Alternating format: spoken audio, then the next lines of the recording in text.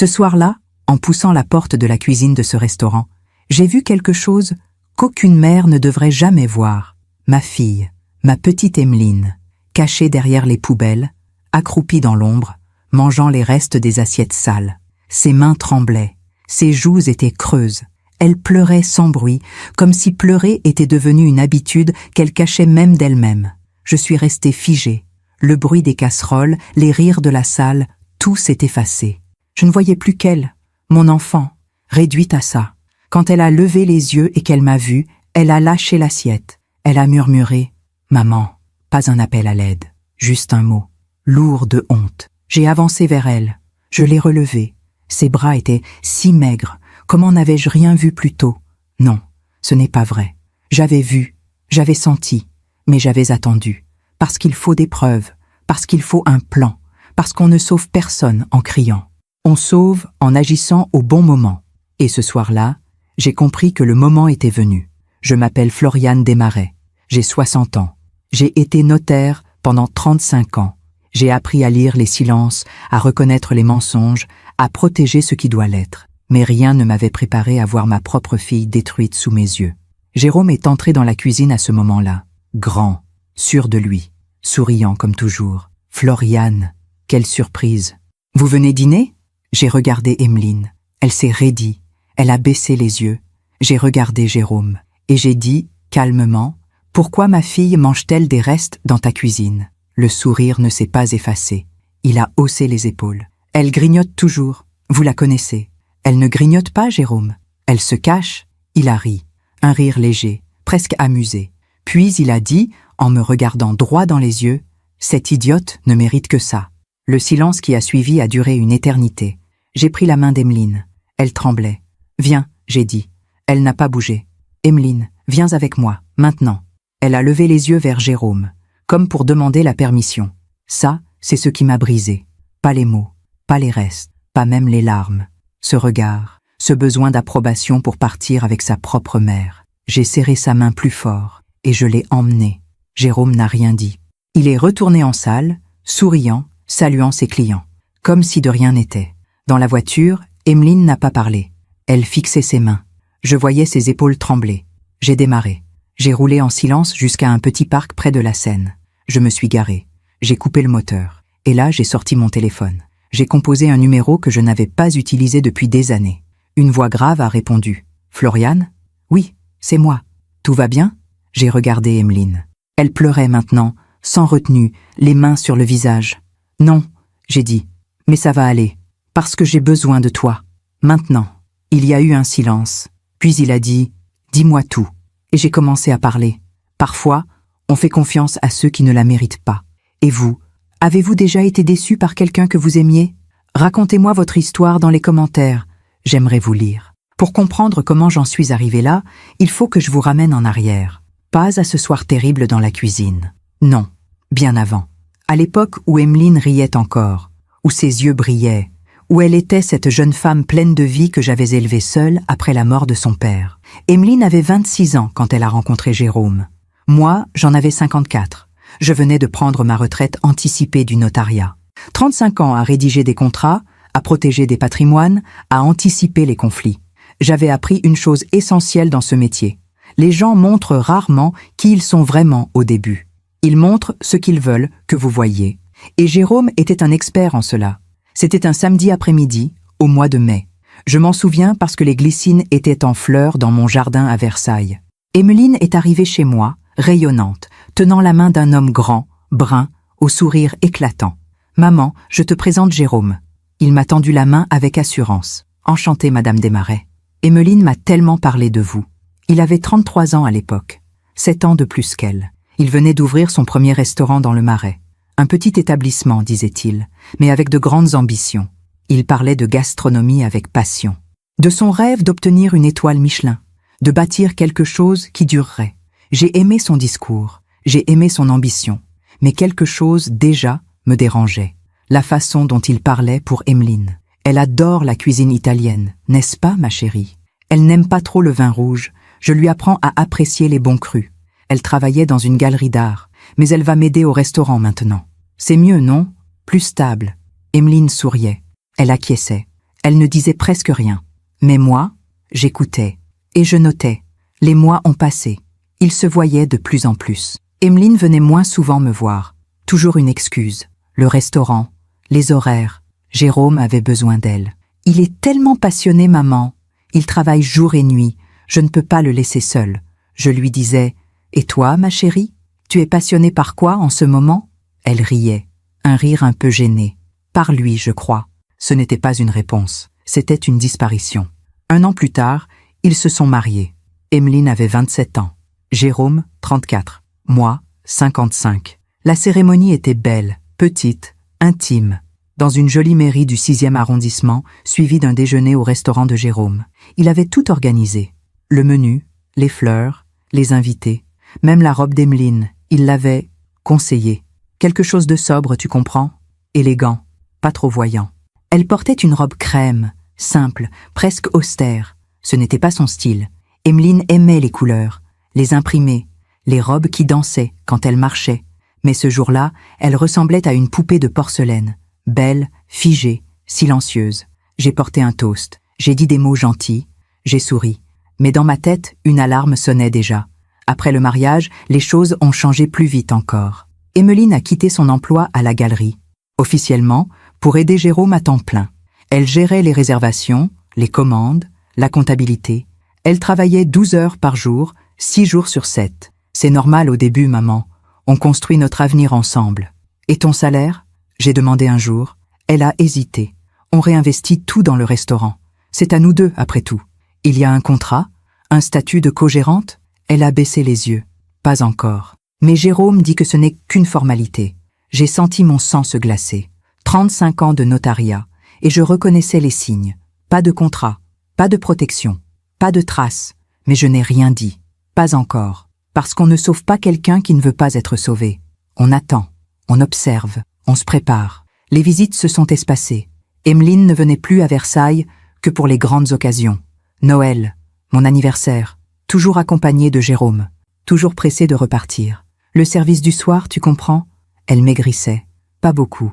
Juste assez pour que je le remarque. Ses vêtements flottaient un peu. Ses cernes s'accentuaient. Mais quand je posais la question, elle répondait toujours la même chose. « Je vais bien, maman. Je suis juste fatiguée. C'est normal. Normal. » Ce mot revenait tout le temps dans sa bouche, comme une justification automatique. Puis, il y a 2 ans, quelque chose s'est brisé. Emeline avait alors 33 ans. Jérôme, 40. Moi, 58. Elle devait venir déjeuner chez moi un dimanche, seule. Pour une fois. Jérôme était censé être à un salon gastronomique à Lyon. J'avais préparé son plat préféré, un gratin dauphinois comme je le faisais quand elle était petite. J'avais mis la table dans le jardin, acheté des fleurs. J'attendais ce moment depuis des mois. Elle a annulé 1 heure avant. Désolée, maman. Jérôme est rentré plus tôt. Il a besoin de moi au restaurant. Un problème avec un fournisseur. J'ai senti quelque chose se casser en moi. Pas de la colère. Pas encore. Juste une certitude froide, professionnelle, que j'avais déjà ressentie des centaines de fois dans mon bureau de notaire face à des femmes piégées dans des situations qu'elles ne comprenaient pas encore. Emeline était en danger. Pas un danger physique immédiat. Non. Un danger plus insidieux, plus lent, plus total. Le danger de disparaître. C'est ce jour-là, devant ce gratin refroidissant sur la table, que j'ai pris ma décision. Je n'allais pas attendre qu'elle s'effondre complètement. J'allais agir, mais intelligemment, patiemment, comme j'avais toujours fait, en réunissant des preuves, en préparant une sortie, en protégeant ce qui devait l'être. J'ai commencé à observer, à poser des questions innocentes, à noter les détails, les bleus sur ses bras qu'elle cachait sous des manches longues, même en été. « Je me cogne tout le temps dans la cuisine », disait-elle en riant, les repas qu'elle sautait. J'ai déjeuné au restaurant, les appels de Jérôme, constants, même quand elle était chez moi. « Où es-tu? Avec qui? Quand rentres-tu » Et elle répondait, toujours, immédiatement, comme si ne pas répondre était impensable. Un soir, je suis passé au restaurant, sans prévenir, juste pour voir. Jérôme était en salle, charmant, souriant, distribuant des poignées de main comme un homme politique. Le restaurant marchait bien, très bien même. Les critiques étaient élogieuses, les réservations pleines pour des semaines. J'ai demandé à voir Emeline. « Elle est en cuisine », m'a dit Jérôme avec un sourire. « Mais elle est débordée? Une autre fois, peut-être ?» J'insiste. Son sourire s'est figé une fraction de seconde. Puis, il a acquiescé. Bien sûr, suivez-moi. Il m'a guidée vers les cuisines. Bruyantes, chaudes, stressantes. Et là, j'ai vu Emeline, penchée sur un évier, lavant des casseroles, les mains rouges, les cheveux défaits.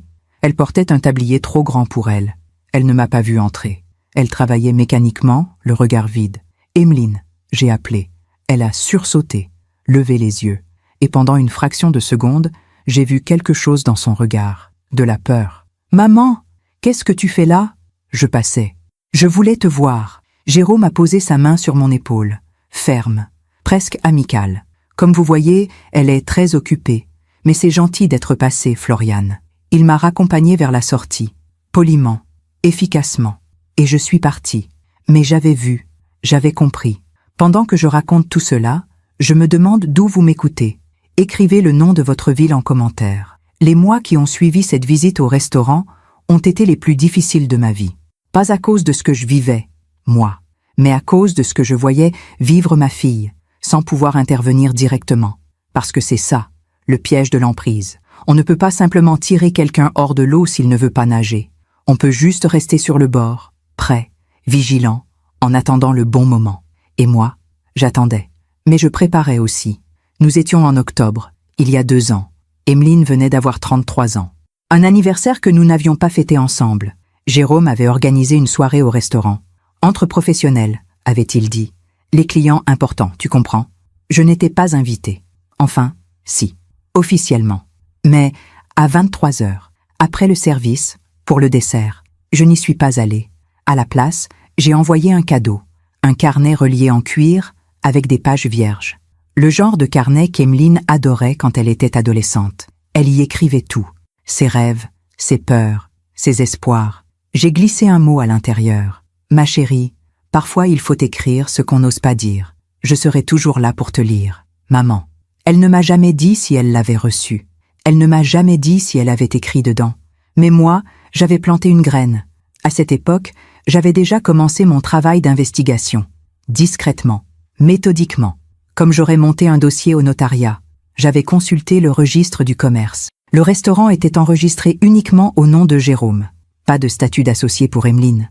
Pas de contrat de travail déclaré. Rien. Elle travaillait 6 jours sur 7, 12 heures par jour, sans salaire officiel, sans protection sociale, sans rien qui prouve qu'elle existait dans cette entreprise qu'elle aidait à bâtir. Légalement, elle était invisible. J'avais aussi appelé quelques anciens collègues, des avocats spécialisés en droit de la famille, en violence conjugale, pour comprendre les mécanismes, les procédures, ce qu'il faudrait comme preuve. Des témoignages, m'avait dit l'une d'elles, des photos, des messages, des traces bancaires, tout ce qui peut documenter l'emprise. Et si elle nie, si elle défend son mari, elles le font toutes au début, Floriane. C'est le syndrome de Stockholm domestique. Mais toi, tu continues à documenter, parce qu'un jour, elle sera prête. Et ce jour-là, il faudra que tu aies tout. Alors j'ai documenté. En novembre, Emeline a eu un malaise au restaurant. Jérôme m'a appelé pour une fois. « Floriane, c'est moi. Ne vous inquiétez pas, mais Emeline est à l'hôpital. Rien de grave, une grosse fatigue. Ils veulent la garder en observation quelques heures. » J'étais dans ma voiture en moins de 5 minutes. L'hôpital Cochin, service des urgences. J'ai trouvé Emeline dans un box, allongée sur un lit étroit, une perfusion dans le bras. Elle était pâle, tellement pâle. « Maman, ma chérie, qu'est-ce qui s'est passé ?» Je ne sais pas. J'étais en cuisine, et tout est devenu noir. Jérôme était debout à côté d'elle, les bras croisés, l'air soucieux. Le mari, parfait. « Elle ne mange pas assez », a-t-il dit. Je lui répète tout le temps, mais elle est têtue. Emeline a baissé les yeux. C'est vrai, je saute des repas. Avec le rythme du restaurant, les médecins ont dit quoi? J'ai demandé. Fatigue, hypoglycémie, anémie légère, rien de grave. Elle peut sortir ce soir. Elle vient avec moi. Jérôme a souri. Ce sourire doux, compréhensif, que je commençais à détester. C'est gentil, Floriane, mais elle sera mieux à la maison. J'ai déjà prévenu le restaurant, je ne travaille pas ce soir. Je vais m'occuper d'elle. J'ai regardé Emeline. Elle a acquiescé. Ça ira, maman. Jérôme a raison. Je préfère rentrer. Tu es sûre? Oui. Elle n'était pas sûre. Je le voyais dans ses yeux. Mais elle disait ce qu'il fallait dire. Je suis partie. Mais avant, j'ai pris une photo du bracelet d'hôpital au poignet d'Emeline. Discrètement. Avec mon téléphone, date, Heure, diagnostic, document numéro 1. Décembre est arrivé. Les fêtes approchaient. J'espérais qu'Emeline viendrait passer Noël avec moi. Seule ou avec Jérôme, peu importait. Je voulais juste la voir. Elle m'a appelé le 20 décembre. « Maman, je suis désolée. On ne pourra pas venir pour Noël. Le restaurant est complet jusqu'au Nouvel An. On ne peut pas fermer. Vous pourriez fermer le 25, une journée. » Jérôme dit que c'est justement ce jour-là qu'on fait le plus de chiffres. Les gens veulent sortir. Ça serait dommage de perdre Emeline. Silence. Quoi, maman? Est-ce que tu es heureuse? Un long, très long silence. Puis, d'une voix toute petite, je suis fatiguée. Ce n'est pas ce que j'ai demandé. Il faut que je te laisse. Le service commence dans 1 heure. Elle a raccroché. J'ai passé Noël seule, devant la cheminée, avec un verre de vin rouge et une photo d'Emeline enfant, riant dans le jardin. J'ai pleuré ce soir-là, longtemps, pas de tristesse, de rage froide, parce que je savais ce qui se passait, et je savais que je ne pouvais rien faire tant qu'elle ne serait pas prête. Janvier a apporté un froid glacial sur Paris, et avec lui, une nouvelle escalade. Emeline est venue me voir un dimanche après-midi, sans prévenir, seule. Elle a sonné à ma porte. Quand j'ai ouvert, j'ai eu un choc. Elle avait maigri encore, ses pommettes saillaient, ses yeux étaient cernés, enfoncés. Elle portait un pull à col roulé, un jean trop large, et elle tremblait. « Ma chérie, je peux entrer ?» Bien sûr, elle est entrée. Elle s'est assise sur le canapé, les mains serrées l'une contre l'autre. Elle ne me regardait pas. Jérôme ne sait pas que je suis là. Il croit que je suis chez le médecin. « Pourquoi tu ne lui as pas dit que tu venais me voir ?»« Parce qu'il n'aime pas que je vienne sans lui. Il dit que tu me montes la tête contre lui. » « Et c'est vrai ?» Elle a levé les yeux. Des larmes coulaient. « Je ne sais plus, maman. Je ne sais plus ce qui est vrai. » Je me suis assise à côté d'elle. J'ai pris sa main. Elle était glacée. « Raconte-moi. » Il n'y a rien à raconter. Juste, je suis épuisée. Tout le temps. Je dors mal. Je mange mal. Je travaille trop. Mais c'est normal, non? On construit quelque chose. Tous les couples passent par là. Tous les couples ne laissent pas l'un des deux disparaître, Emeline. Je ne disparais pas. Alors pourquoi tu es ici, en cachette, en tremblant? Elle a retiré sa main. Elle s'est levée. J'aurais pas dû venir. Emeline. Non, maman, tu ne comprends pas. Jérôme est quelqu'un de bien. Il travaille dur. Il m'aime. C'est juste difficile en ce moment. Mais ça va passer. Qu'est-ce qui va passer? La pression, le stress, les dettes. Quelle dette? Elle s'est figée. Rien. Oublie. Emeline. Quelle dette? Le restaurant. On a investi. Beaucoup. Pour la rénovation. Les équipements. Jérôme dit que c'est normal. Que ça va rentrer. Mais en attendant, on a des crédits. Des fournisseurs à payer. C'est tendu. Voilà. C'est pour ça que je suis fatiguée. Parce que je m'inquiète. J'ai senti mon sang se glacer. Ces dettes sont à ton nom aussi? Je ne sais pas. Jérôme gère tout ça. Emeline, est-ce que tu as signé des papiers? Des garanties? Des cautions? Peut-être. Je ne sais plus. Il me les donnait à signer. Je signais. C'est normal, non? On est mariés. J'ai fermé les yeux. 35 ans de notariat. Et j'entendais les mêmes mots que j'avais entendus des centaines de fois. Je ne sais plus. Il gérait tout. J'ai signé. Les femmes dépouillées. Les femmes piégées. Les femmes qui découvraient, trop tard, qu'elles avaient garanti des dettes qu'elles ne pouvaient pas payer. Emeline, écoute-moi bien. Tu vas rentrer chez toi. Tu ne vas rien dire à Jérôme. Mais demain, tu vas aller à ta banque. Tu demandes un relevé complet. Tous les comptes. Toutes les opérations. Pourquoi? Parce que tu as le droit de savoir. Jérôme va être furieux. Il n'a pas à savoir. Elle a secoué la tête. Je ne peux pas faire ça. C'est de la méfiance. C'est de la prudence. C'est pareil.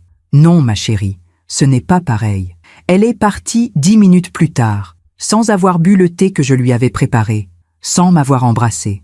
En partant, elle s'est retournée sur le pas de la porte. « Maman, tu ne diras rien à Jérôme, hein? Pour ma visite? Jamais. Merci. » Et elle est partie. Elle n'est jamais allée à la banque. Je le sais parce que, 2 semaines plus tard, elle m'a envoyé un message. « Pardon pour l'autre jour. J'étais stressée. Tout va bien maintenant. Jérôme et moi, on a discuté. On va mieux. Bisous. Tout va bien. » Ces 3 mots. Les plus dangereux du monde. Février, mars, avril. Les mois ont passé comme dans un brouillard. Emeline ne venait plus, ne répondait presque plus au téléphone. Quand je l'appelais, elle était toujours au restaurant, en cuisine, avec un client. Ça tombe mal. Jérôme, lui, m'envoyait parfois des photos. Emeline souriante derrière le comptoir. Emeline en train de dresser une assiette. Emeline avec l'équipe, après le service. Des photos parfaites, mises en scène, contrôlées. Et moi, je les regardais, et je voyais ce que personne d'autre ne voyait. Le sourire qui n'atteignait pas les yeux, les mains qui serraient le comptoir un peu trop fort, le regard vide, absent, perdu. En mai, j'ai pris une décision. J'ai contacté un ancien collègue, Maître Arnaud Leclerc, 62 ans, avocat spécialisé en droit pénal et en violence conjugale. Un homme brillant, implacable, que j'avais aidé il y a 15 ans dans une affaire complexe de succession. Il me devait un service, un gros service. À l'époque, sa mère était en train de se faire déposséder de ses biens par un fils indigne. J'avais monté le dossier, bénévolement, en urgence. J'avais sauvé son patrimoine et sa dignité. Arnaud m'avait dit, ce jour-là, « Floriane, si un jour vous avez besoin de moi, n'importe quand, n'importe quoi, appelez-moi. » Ce jour était venu. Je l'ai appelé un mardi matin. « Arnaud, c'est Floriane Desmarais. »« Floriane, quelle joie de vous entendre. Ça fait combien? 2 ans? 3? 5? Mon Dieu, le temps file. Comment allez-vous? Pas bien, j'ai besoin de vous. » Le ton a changé immédiatement. « Dites-moi tout. » Et je lui ai tout dit. Emeline, Jérôme, le restaurant, l'emprise, les dettes, la disparition progressive, les signaux d'alarme. Il a écouté sans m'interrompre. Puis il a dit « Vous avez des preuves? » « Pas encore, pas assez. Il faut des preuves, Floriane, solides, documentées. Sinon, elle retournera chez lui. Et ça sera pire. Je sais. Vous voulez que je fasse quoi? Préparer un dossier, une procédure complète, divorce, mesures de protection, saisie conservatoire si nécessaire, tout. Mais attendez mon signal. Quel signal? Le jour où je vous appellerai et où je dirai « c'est maintenant ». Silence. Puis « d'accord, je serai prêt. Merci Arnaud. Ne me remerciez pas. Vous m'avez sauvé ma mère. C'est un honneur de vous aider. » J'ai raccroché. Le piège était en place. Il ne manquait plus qu'une chose, le bon moment. Et ce moment est venu 6 mois plus tard, un soir d'octobre. Emeline avait alors 35 ans. Jérôme, 42. Moi, 60. J'avais décidé de passer au restaurant sans prévenir. Juste pour voir, pour sentir. Le service du soir battait son plein. La salle était bondée. Jérôme circulait entre les tables, charmeur, attentif, parfait. « Floriane, quelle surprise. Bonsoir Jérôme. Je passais dans le quartier. Je me suis dit que j'allais venir goûter ta fameuse blanquette. Vous tombez mal, on est complet. Mais attendez, je vais vous trouver une place. Ce n'est pas grave. Je voulais surtout voir Emeline. Elle est en cuisine, très occupée. Justement, je ne la vois jamais. Même en cuisine, ça me va. » Il a hésité, une fraction de seconde. Puis il a souri. « Bien sûr, suivez-moi. » Et c'est là que j'ai vu, la scène que j'ai décrite au tout début. Emeline, cachée derrière les poubelles, accroupie, mangeant les restes des assiettes sales. Le choc a été total, pas parce que je ne savais pas qu'elle souffrait, mais parce que je réalisais à quel point j'avais sous-estimé la gravité. Je me demande encore si j'ai fait le bon choix. Et vous? Qu'auriez-vous fait à ma place? Après cette scène dans la cuisine, tout a basculé. Pas immédiatement, pas de façon spectaculaire, mais quelque chose s'est déchiré en moi. Une membrane fragile qui me permettait encore de croire que je pouvais attendre, observer, préparer tranquillement. Non, le temps de la préparation était terminé. Le temps de l'action était venu. Dans la voiture, ce soir-là, Emeline n'a pas dit un mot pendant les 10 premières minutes. Elle fixait ses mains abîmées, rouges, gercées, des mains qui ne ressemblaient plus aux siennes. Je conduisais en silence, je cherchais les mots, mais il n'y avait pas de mots pour ce que je venais de voir. Finalement, c'est elle qui a parlé. « Je sais ce que tu penses. »« Ah oui? Tu penses que je suis pathétique ?» J'ai serré le volant. « Je pense que tu souffres. Ce n'est pas la même chose. Je ne souffre pas. » Emeline, arrête, s'il te plaît. Ne commence pas. Commencer quoi? À te dire la vérité? À me juger? Je ne te juge pas. Je te regarde. Et ce que je vois me terrifie. Elle a tourné la tête vers la vitre. Les lumières de Paris défilaient.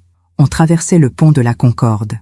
La Seine brillait en contrebas, noire et silencieuse. « Tu ne comprends pas, maman. Alors explique-moi. » « Je ne peux pas. » « Pourquoi? » « Parce que tu vas dire que c'est de ma faute. » J'ai freiné, trop brusquement. Une voiture derrière moi a klaxonné. Je me suis garé sur le côté. J'ai coupé le moteur. Je me suis tourné vers elle. « Écoute-moi bien.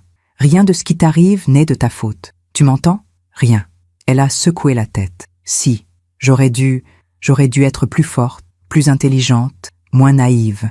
Tu n'es pas naïve, tu es sous emprise. Arrête avec tes mots de notaire. Ce ne sont pas des mots de notaire, ce sont des faits. Tu ne sais rien. Alors dis-moi. Silence. Puis, tout doucement, elle a commencé à parler. Ça a commencé il y a 3 ans. 3 ans. Emeline avait alors 32 ans. Jérôme, 39, moi, 57. Le restaurant marchait bien, très bien même. On avait de bonnes critiques. Les réservations étaient pleines. Jérôme parlait d'ouvrir un 2e établissement. Quelque chose de plus grand, de plus ambitieux. Et il a dit qu'on avait besoin d'investir. Beaucoup, pour avoir les bons équipements, les bons fournisseurs, la bonne image. Il a dit que c'était maintenant ou jamais. Vous avez emprunté. Oui. Combien? Elle a hésité. 300 000 €. J'ai senti mon estomac se nouer. Emeline, je sais. Tu as signé la caution? Oui. Tu as lu le contrat avant de signer? Silence. Emeline. Jérôme a dit que c'était juste une formalité, que la banque voulait les 2 signatures parce qu'on était mariés, que ça ne changeait rien. Ça change tout. Je sais. Maintenant, je sais. Et le 2e restaurant? Il n'a jamais ouvert. Pourquoi? Parce que l'argent, il a disparu. Comment ça, disparu? Je ne sais pas. Jérôme dit qu'il y a eu des imprévus, des travaux plus chers que prévus, des fournisseurs malhonnêtes, des retards. Il dit que c'est normal, que c'est le risque de l'entrepreneuriat. Et toi, tu l'as cru. Qu'est-ce que je devais faire d'autre? C'est mon mari. J'ai fermé les yeux, respiré profondément. Continue. Les remboursements ont commencé. 3 000 € par mois. Au début, ça allait. Le restaurant générait assez. Mais ensuite, la clientèle a baissé. Jérôme dit que c'est à cause de la concurrence, de la crise, des gens qui ne sortent plus, ou à cause de sa gestion. Peut-être, je ne sais pas. Tout ce que je sais, c'est qu'on a commencé à avoir du mal à payer. Les fournisseurs, les salaires, les crédits. Et Jérôme a fait quoi? Il a dit qu'il fallait réduire les coûts. Alors on a renvoyé du personnel. Et toi, tu as pris leur place. Oui, sans salaire. On se verse un salaire symbolique, 500 € par mois, pour la sécu. Mais le reste, tout est réinvesti. Emeline, 500 € par mois. Tu travailles 70 heures par semaine pour 500 €. C'est temporaire. Ça fait combien de temps que c'est temporaire? 2 ans. 2 ans. 2 ans de travail gratuit. 2 ans d'épuisement. 2 ans de disparition. Et ce soir, dans la cuisine, les restes, elle a baissé la tête. Jérôme dit qu'on n'a pas les moyens de gaspiller, que la nourriture coûte cher. Alors quoi? Alors on mange les restes, les assiettes invendues, les plats ratés, ce que les clients ne finissent pas. C'est logique, non? Pourquoi jeter? Emeline, tu manges dans les poubelles. Ce ne sont pas des poubelles, ce sont juste des assiettes pas finies, cachées derrière des cartons, en pleurant. Je ne pleurais pas, je t'ai vu. Silence. Puis, d'une voix cassée. Parfois, je pleure. Oui, parce que je suis fatiguée, parce que j'ai mal partout, parce que je ne sais plus qui je suis. Mais ça va passer. Emeline, ça fait 2 ans que tu dis que ça va passer. Parce que ça va passer. Il faut juste tenir encore un peu. Jérôme a des projets, des contacts. Une chaîne de télé veut faire un reportage sur le restaurant. Si ça marche, tout va changer. Et si ça ne marche pas, ça va marcher. Donc et si ça ne marche pas? Elle m'a regardée, et pour la première fois de la soirée, j'ai vu quelque chose de nouveau dans ses yeux. De la peur, pas la peur de Jérôme, la peur de la vérité. Si ça ne marche pas, alors je ne sais pas ce qu'on va devenir. Je l'ai ramenée chez moi cette nuit-là, pas chez elle. Chez moi. Elle n'a pas protesté. Elle était trop épuisée. Je l'ai installée dans son ancienne chambre. Les draps sentaient la lavande. J'avais gardé cette chambre intacte depuis qu'elle était partie. Ses livres d'adolescence, ses affiches, ses petits carnets. Elle s'est allongée, tout habillée, et elle a fermé les yeux. « Tu as faim ?» j'ai demandé. « Non. Emeline, quand as-tu mangé un vrai repas pour la dernière fois ?»« Je ne sais plus. Reste là. Je reviens. » Je suis descendue à la cuisine. J'ai préparé une soupe, simple, légère, avec des légumes frais, du bouillon de volaille, un peu de pain grillé. Quand je suis remontée, elle dormait déjà. J'ai posé le plateau sur la table de nuit, j'ai tiré la couverture sur elle, j'ai éteint la lumière, et je suis restée là, debout dans l'encadrement de la porte, à la regarder dormir, ma petite fille, mon bébé, devenue une ombre d'elle-même. Le lendemain matin, quand je me suis réveillée, elle était partie. Elle avait laissé un mot sur la table de la cuisine. « Pardon, maman, je ne peux pas rester.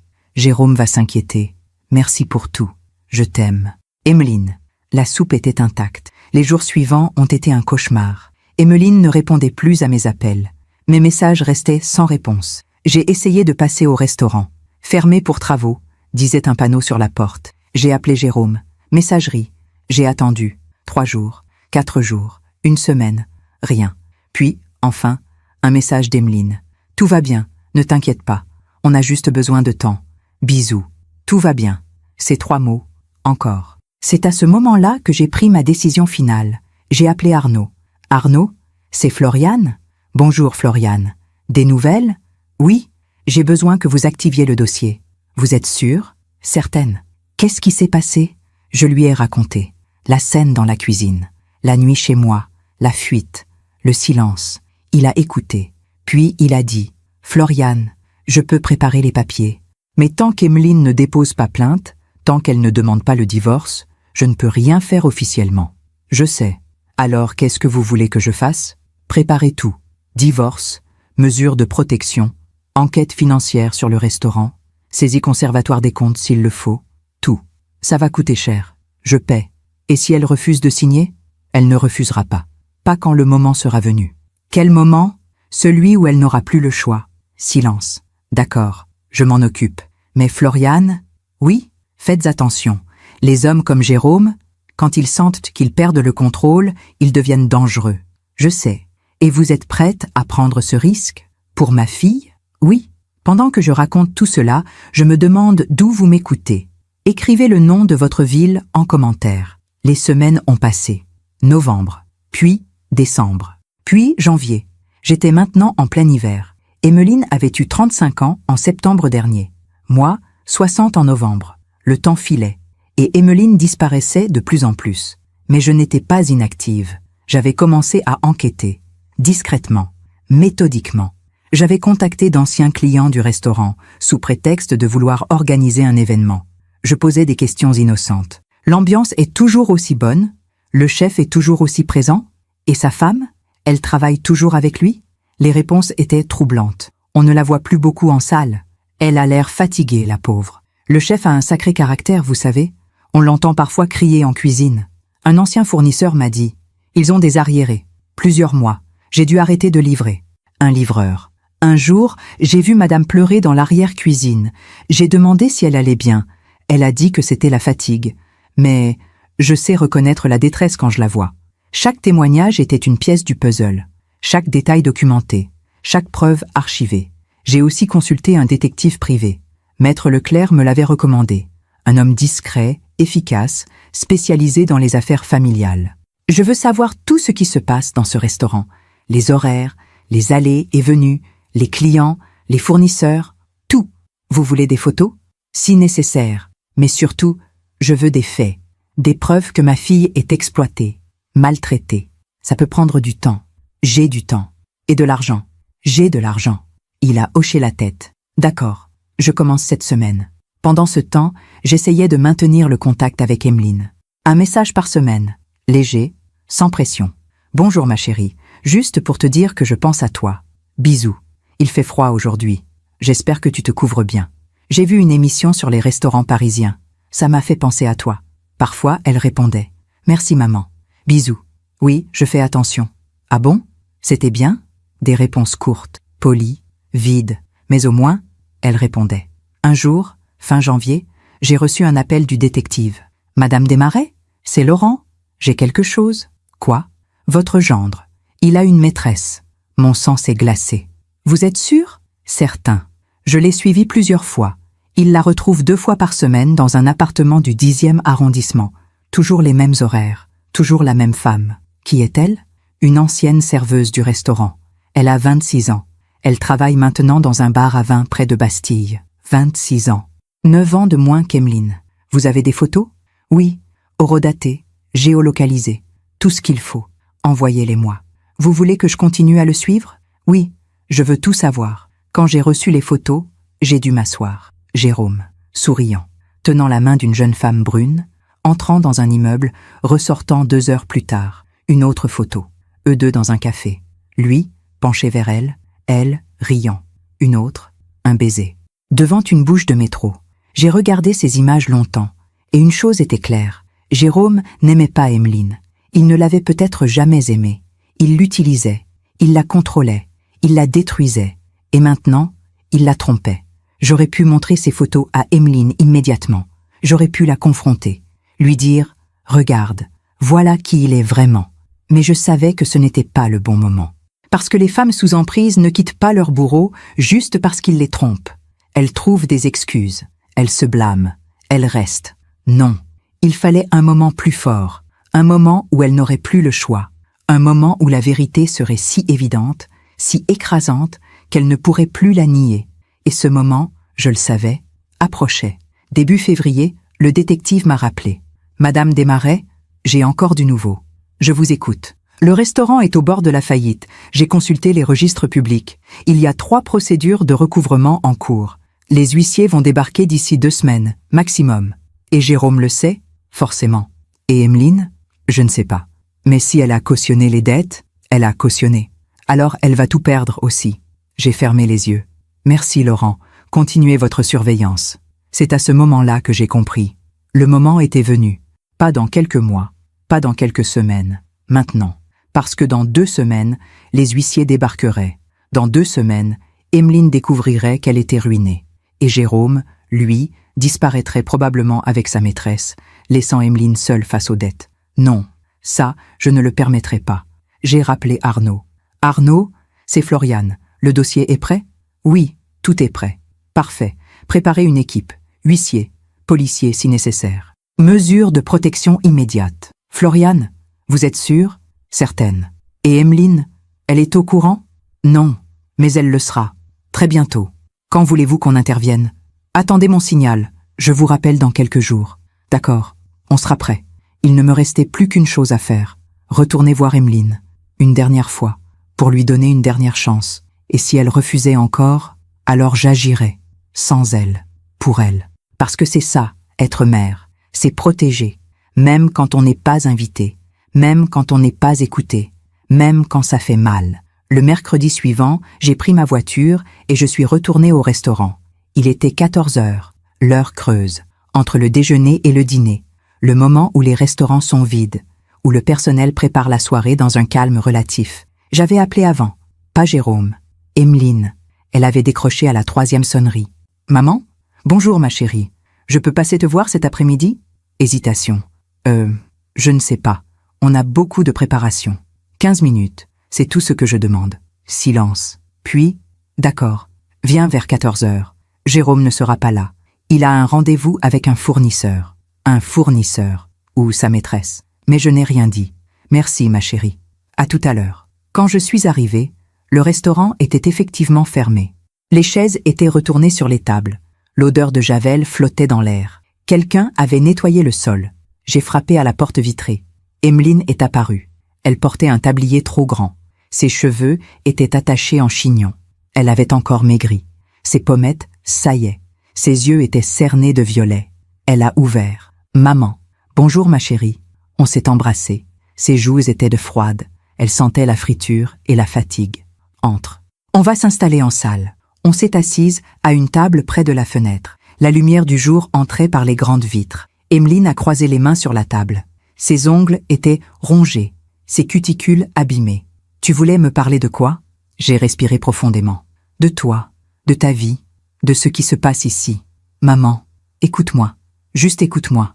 Ensuite, tu pourras me dire ce que tu veux. » Elle a hoché la tête, résignée. « D'accord, Emeline. Ça fait 9 ans que tu es avec Jérôme. 9 ans. Tu avais 26 ans quand tu l'as rencontré. Tu étais brillante, vivante, passionnée. Tu travaillais dans une galerie que tu adorais. Tu avais des amis, des projets, des rêves. Je sais. Aujourd'hui, tu as 35 ans. Et qu'est-ce qu'il te reste? » Elle a abaissé les yeux. « J'ai un mari, un restaurant, une vie. Tu n'as pas de mari, Emeline. Tu as un geôlier. Ne dis pas ça. Pourquoi? Parce que c'est vrai? Parce que c'est méchant. Ce n'est pas méchant. C'est factuel. » Elle a secoué la tête. « Tu ne comprends pas. Tu n'as jamais aimé Jérôme. Depuis le début. C'est faux. Au début, je lui ai donné sa chance. J'ai voulu croire qu'il te rendrait heureuse. Mais aujourd'hui quoi? Aujourd'hui, je vois une femme qui travaille 70 heures par semaine pour 500 €. Une femme qui mange des restes dans une cuisine. Une femme qui a peur de son propre mari. Je n'ai pas peur. Alors pourquoi tu trembles quand tu me parles? Elle a serré ses mains l'une contre l'autre. Elle tremblait. Effectivement. Je suis fatiguée. C'est tout. Emeline, regarde-moi. Elle a levé les yeux. Des larmes brillaient au bord de ses paupières. Quoi? Quand as-tu été heureuse pour la dernière fois? Silence. Long, pesant. Je ne sais pas. Exactement. Tu ne sais plus. Parce que ça fait tellement longtemps que tu as oublié ce que c'est. Les larmes ont débordé. Elle les a essuyées rapidement. Arrête, s'il te plaît. Non, pas cette fois. Cette fois, je ne m'arrête pas. Parce que j'ai peur, Emeline. J'ai peur que tu disparaisses complètement. Et que le jour où tu réaliseras ce qui t'arrive, il soit trop tard. Trop tard pourquoi? Pour te sauver. Elle s'est levée brusquement. Elle a fait quelques pas vers la fenêtre. Elle tournait le dos. Ses épaules tremblaient. Tu penses que je ne le sais pas? Tu penses que je suis aveugle? Alors pourquoi tu restes? Parce que je ne peux pas partir.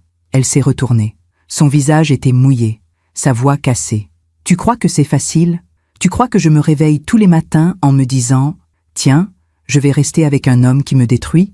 Alors pourquoi? Parce que je n'ai rien. Tu comprends? Rien. Pas d'argent, pas de travail, pas d'appartement. Tout est à son nom. Le restaurant, le compte en banque, même l'appartement où on vit, c'est lui qui le loue. Moi, je n'existe pas.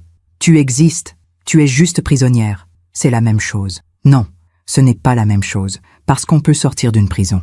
Elle a ri, un rire amer. Ah oui? Comment?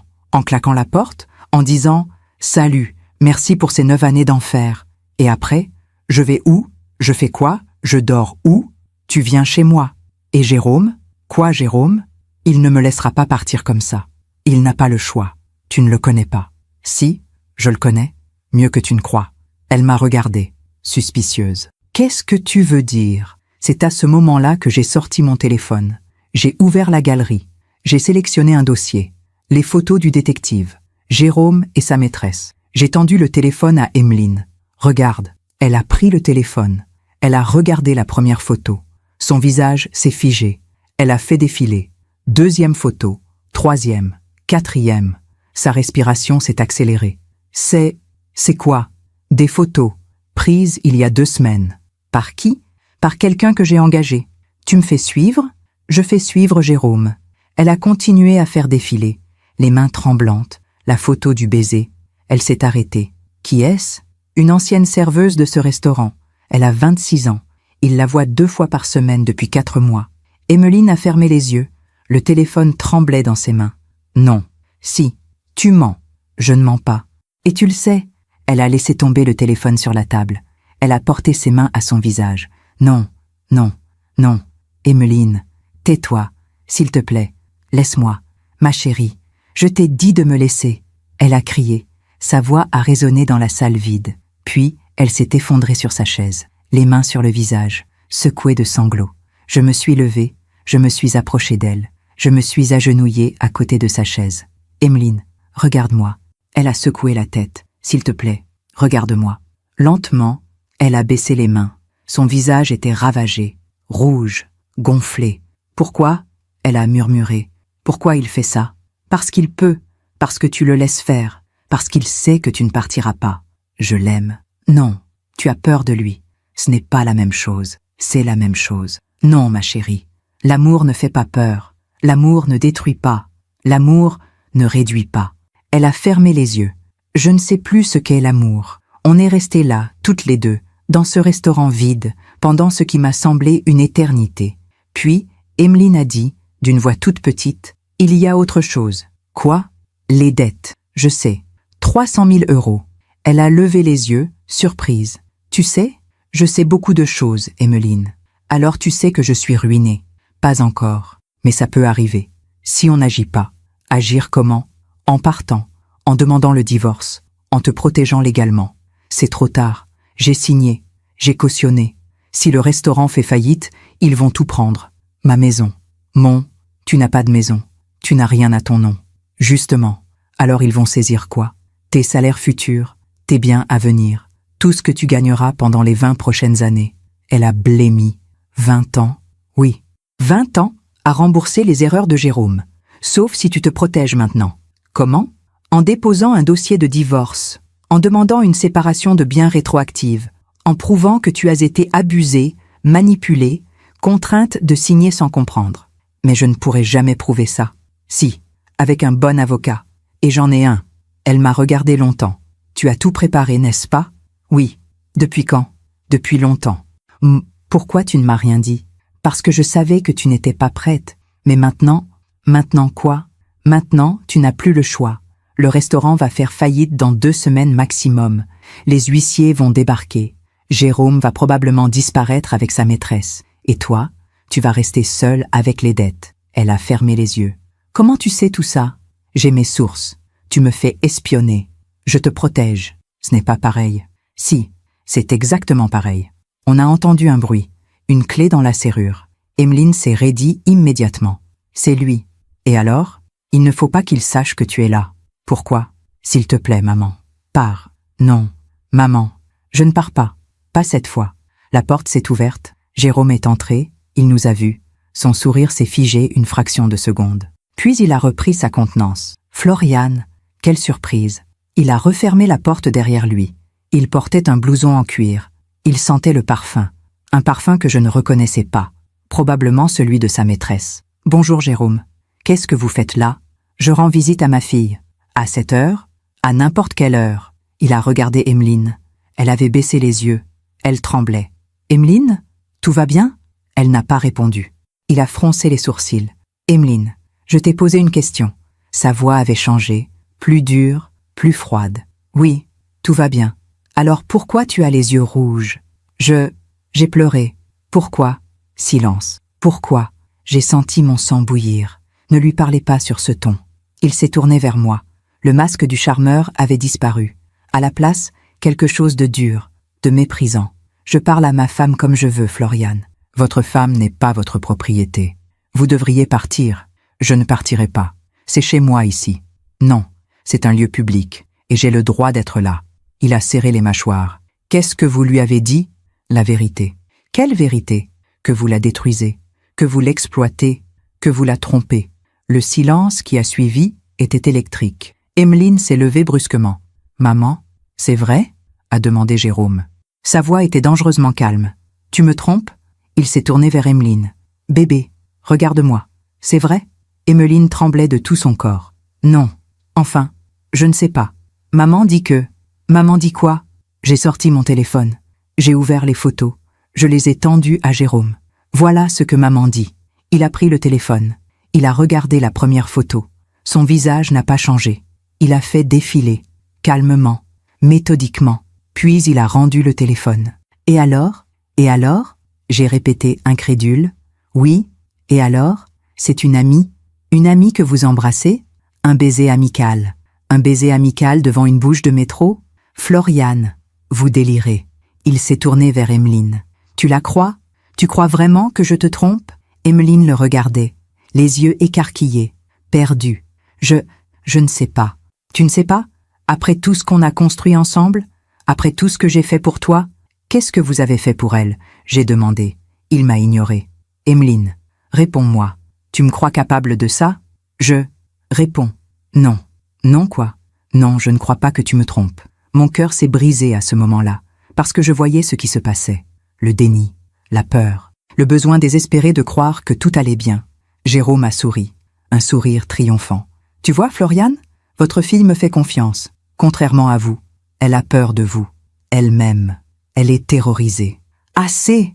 Il a crié. Sa voix a résonné dans tout le restaurant. Vous allez partir. Maintenant. Non. Si vous ne partez pas, j'appelle la police. Appelez-la. J'aimerais beaucoup leur parler. Il a serré les poings. Une veine battait sur sa tempe. Emeline, dis à ta mère de partir.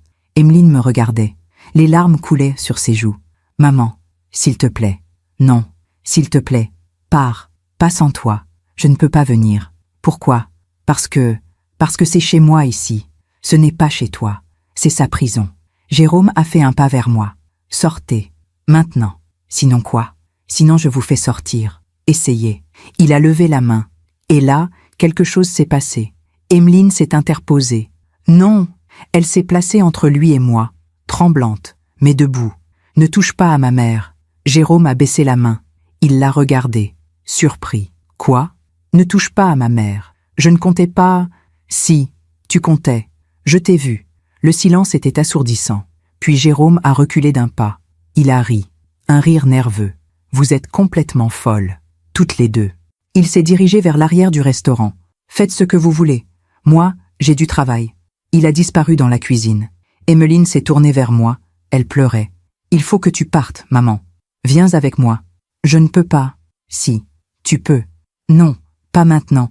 Pas comme ça. Alors quand? Je ne sais pas. Mais pas maintenant. S'il te plaît. J'ai pris sa main. Emeline. Écoute-moi bien. Dans 2 semaines, ce restaurant va faire faillite. Les huissiers vont venir. Tout va s'effondrer. Et si tu es encore là, tu vas tout perdre. Tout. Tu comprends? Oui. Alors promets-moi.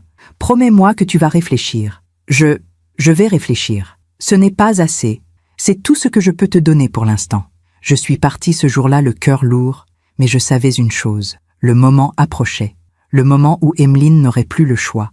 Et ce moment, je l'avais déjà préparé. Je me demande encore si j'ai fait le bon choix. Et vous? Qu'auriez-vous fait à ma place? Les jours qui ont suivi cette confrontation ont été les plus angoissants de ma vie. Emeline ne répondait plus à mes appels. Mes messages restaient sans réponse. J'ai essayé de passer au restaurant. Fermé. Un panneau indiquait « Fermeture exceptionnelle pour inventaire, réouverture prochaine. Réouverture prochaine ». Ces mots sonnaient comme un mensonge. J'ai appelé le détective. « Laurent, c'est Floriane. Vous avez des nouvelles? » « Oui. Le restaurant est fermé depuis 3 jours. Jérôme vient encore tous les matins, mais il repart rapidement. Il passe beaucoup de temps avec sa maîtresse. Et Emeline, je l'ai vue sortir une fois, pour aller à la pharmacie. Elle avait l'air de quoi? Épuisée, brisée. Mon sang s'est glacé. Continuez à surveiller et prévenez-moi si quelque chose change. D'accord. Le vendredi soir, 5 jours après notre confrontation, mon téléphone a sonné. Un numéro inconnu. J'ai décroché. Allô? Madame Desmarais? Une voix de femme. Jeune. Hésitante. Oui. Qui êtes-vous? Je m'appelle Anaïs. Je travaillais au restaurant de Jérôme. Enfin, je travaillais. Il m'a virée il y a 6 mois. Mon cœur s'est accéléré. Pourquoi vous m'appelez? Parce que j'ai entendu dire que vous cherchiez des informations sur lui. Qui vous a dit ça? Laurent, le détective. Il m'a contacté il y a quelques semaines. Et je voulais vous dire quelque chose. Sur Emeline.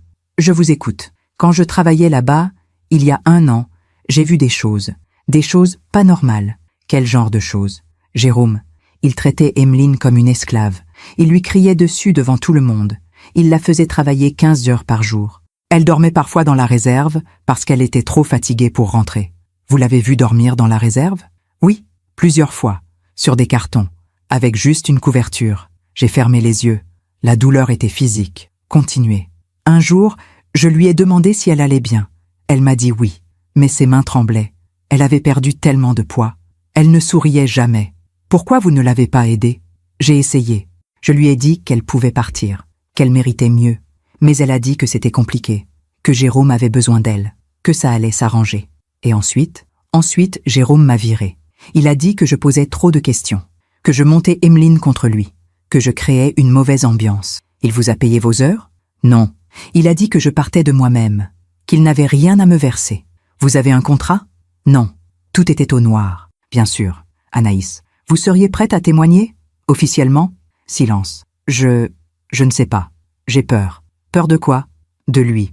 Il peut être violent. Pas physiquement, mais psychologiquement. Oui, je comprends. Mais si vous témoignez, vous aiderez Emeline. Et peut-être d'autres femmes aussi. Long silence. D'accord. Je vais réfléchir, mais je voulais que vous sachiez, pour Emeline, parce qu'elle est gentille et qu'elle ne mérite pas ça. Merci Anaïs. De rien. Elle a raccroché. Le lundi matin, j'ai reçu un appel d'Arnaud. Floriane? Mauvaise nouvelle. Quoi? Le restaurant? Il a été placé en redressement judiciaire ce matin. Déjà? Oui. Les créanciers ont déposé une demande d'urgence. Le tribunal a accepté. Les huissiers vont débarquer dans les 48 heures. Et Emeline? Si elle est toujours mariée et qu'elle a cautionné, elle est responsable solidaire. Ils peuvent te saisir ses biens, ses comptes, tout. Elle n'a rien. Justement, ils vont saisir ses revenus futurs, pendant des années. Il faut agir, maintenant. Je suis prêt, mais il me faut son accord. Elle doit signer les papiers. Elle doit déposer la demande de divorce. Je sais. Vous pouvez la convaincre? Je vais essayer. J'ai essayé de l'appeler. Messagerie. J'ai envoyé un message. Emeline, c'est urgent. Le restaurant est en redressement judiciaire. Les huissiers arrivent dans 2 jours. Tu dois agir maintenant. S'il te plaît, réponds-moi. Pas de réponse. J'ai attendu 1 heure, 2 heures, rien. Alors j'ai pris ma voiture. Direction le restaurant. Quand je suis arrivé, il était 13 heures. La rue était calme, le restaurant semblait désert. J'ai frappé à la porte. Rien. J'ai frappé plus fort. Emeline, c'est moi, ouvre! Silence. J'ai sorti mon téléphone. J'ai appelé encore. Messagerie. J'ai fait le tour du bâtiment. Il y avait une porte de service à l'arrière. Elle était entr'ouverte. Je suis entré. L'intérieur était sombre, silencieux. L'odeur de graisse froide et de renfermé flottait dans l'air. Emeline? Ma voix résonnait dans le vide. J'ai traversé la cuisine. Les plans de travail étaient sales. Des assiettes s'empilaient dans l'évier. Des casseroles traînaient par terre. Emeline! J'ai entendu un bruit, faible, comme un sanglot étouffé. Ça venait de la réserve. J'ai ouvert la porte. Et ce que j'ai vu m'a arraché le cœur. Emeline, assise par terre, contre le mur, entourée de cartons. Elle pleurait, silencieusement, les genoux remontés contre la poitrine, les bras autour de ses jambes. Elle portait les mêmes vêtements que la semaine dernière, sale, froissée. Emeline, elle a levé les yeux. Son visage était ravagé, ses yeux gonflés, ses lèvres gercées. Maman, ma chérie, qu'est-ce que tu fais là? Je ne sais pas. Je suis venue hier soir. Jérôme n'était pas là. Je ne savais pas où aller. Alors je suis venue ici. Où est Jérôme? Je ne sais pas. Il est parti il y a 3 jours. Il a dit qu'il avait des rendez-vous importants, qu'il reviendrait. Mais, il n'est pas revenu. Tu as essayé de l'appeler? Oui, son téléphone est éteint. Bien sûr, il avait fui, avec sa maîtresse, comme je l'avais prédit. Je me suis agenouillée à côté d'elle. Emeline, écoute-moi. On n'a plus de temps. Le restaurant est en redressement judiciaire. Les huissiers vont arriver demain. Tu comprends ce que ça veut dire? Oui. Alors viens avec moi. Maintenant. Pour aller où? Chez moi, en sécurité. Et après? Après, on va voir Arnaud, mon avocat. Il va te protéger. Il va faire en sorte que tu ne sois pas responsable des dettes. Mais il faut agir tout de suite. Elle a secoué la tête. C'est trop tard. Non, ce n'est pas trop tard. Si, j'ai tout perdu. Tu n'as rien perdu. Tu n'avais rien à perdre. J'avais ma dignité. Sa voix était à peine audible. Et maintenant, elle est partie. Je l'ai prise dans mes bras. Elle s'est effondrée contre moi. Elle pleurait.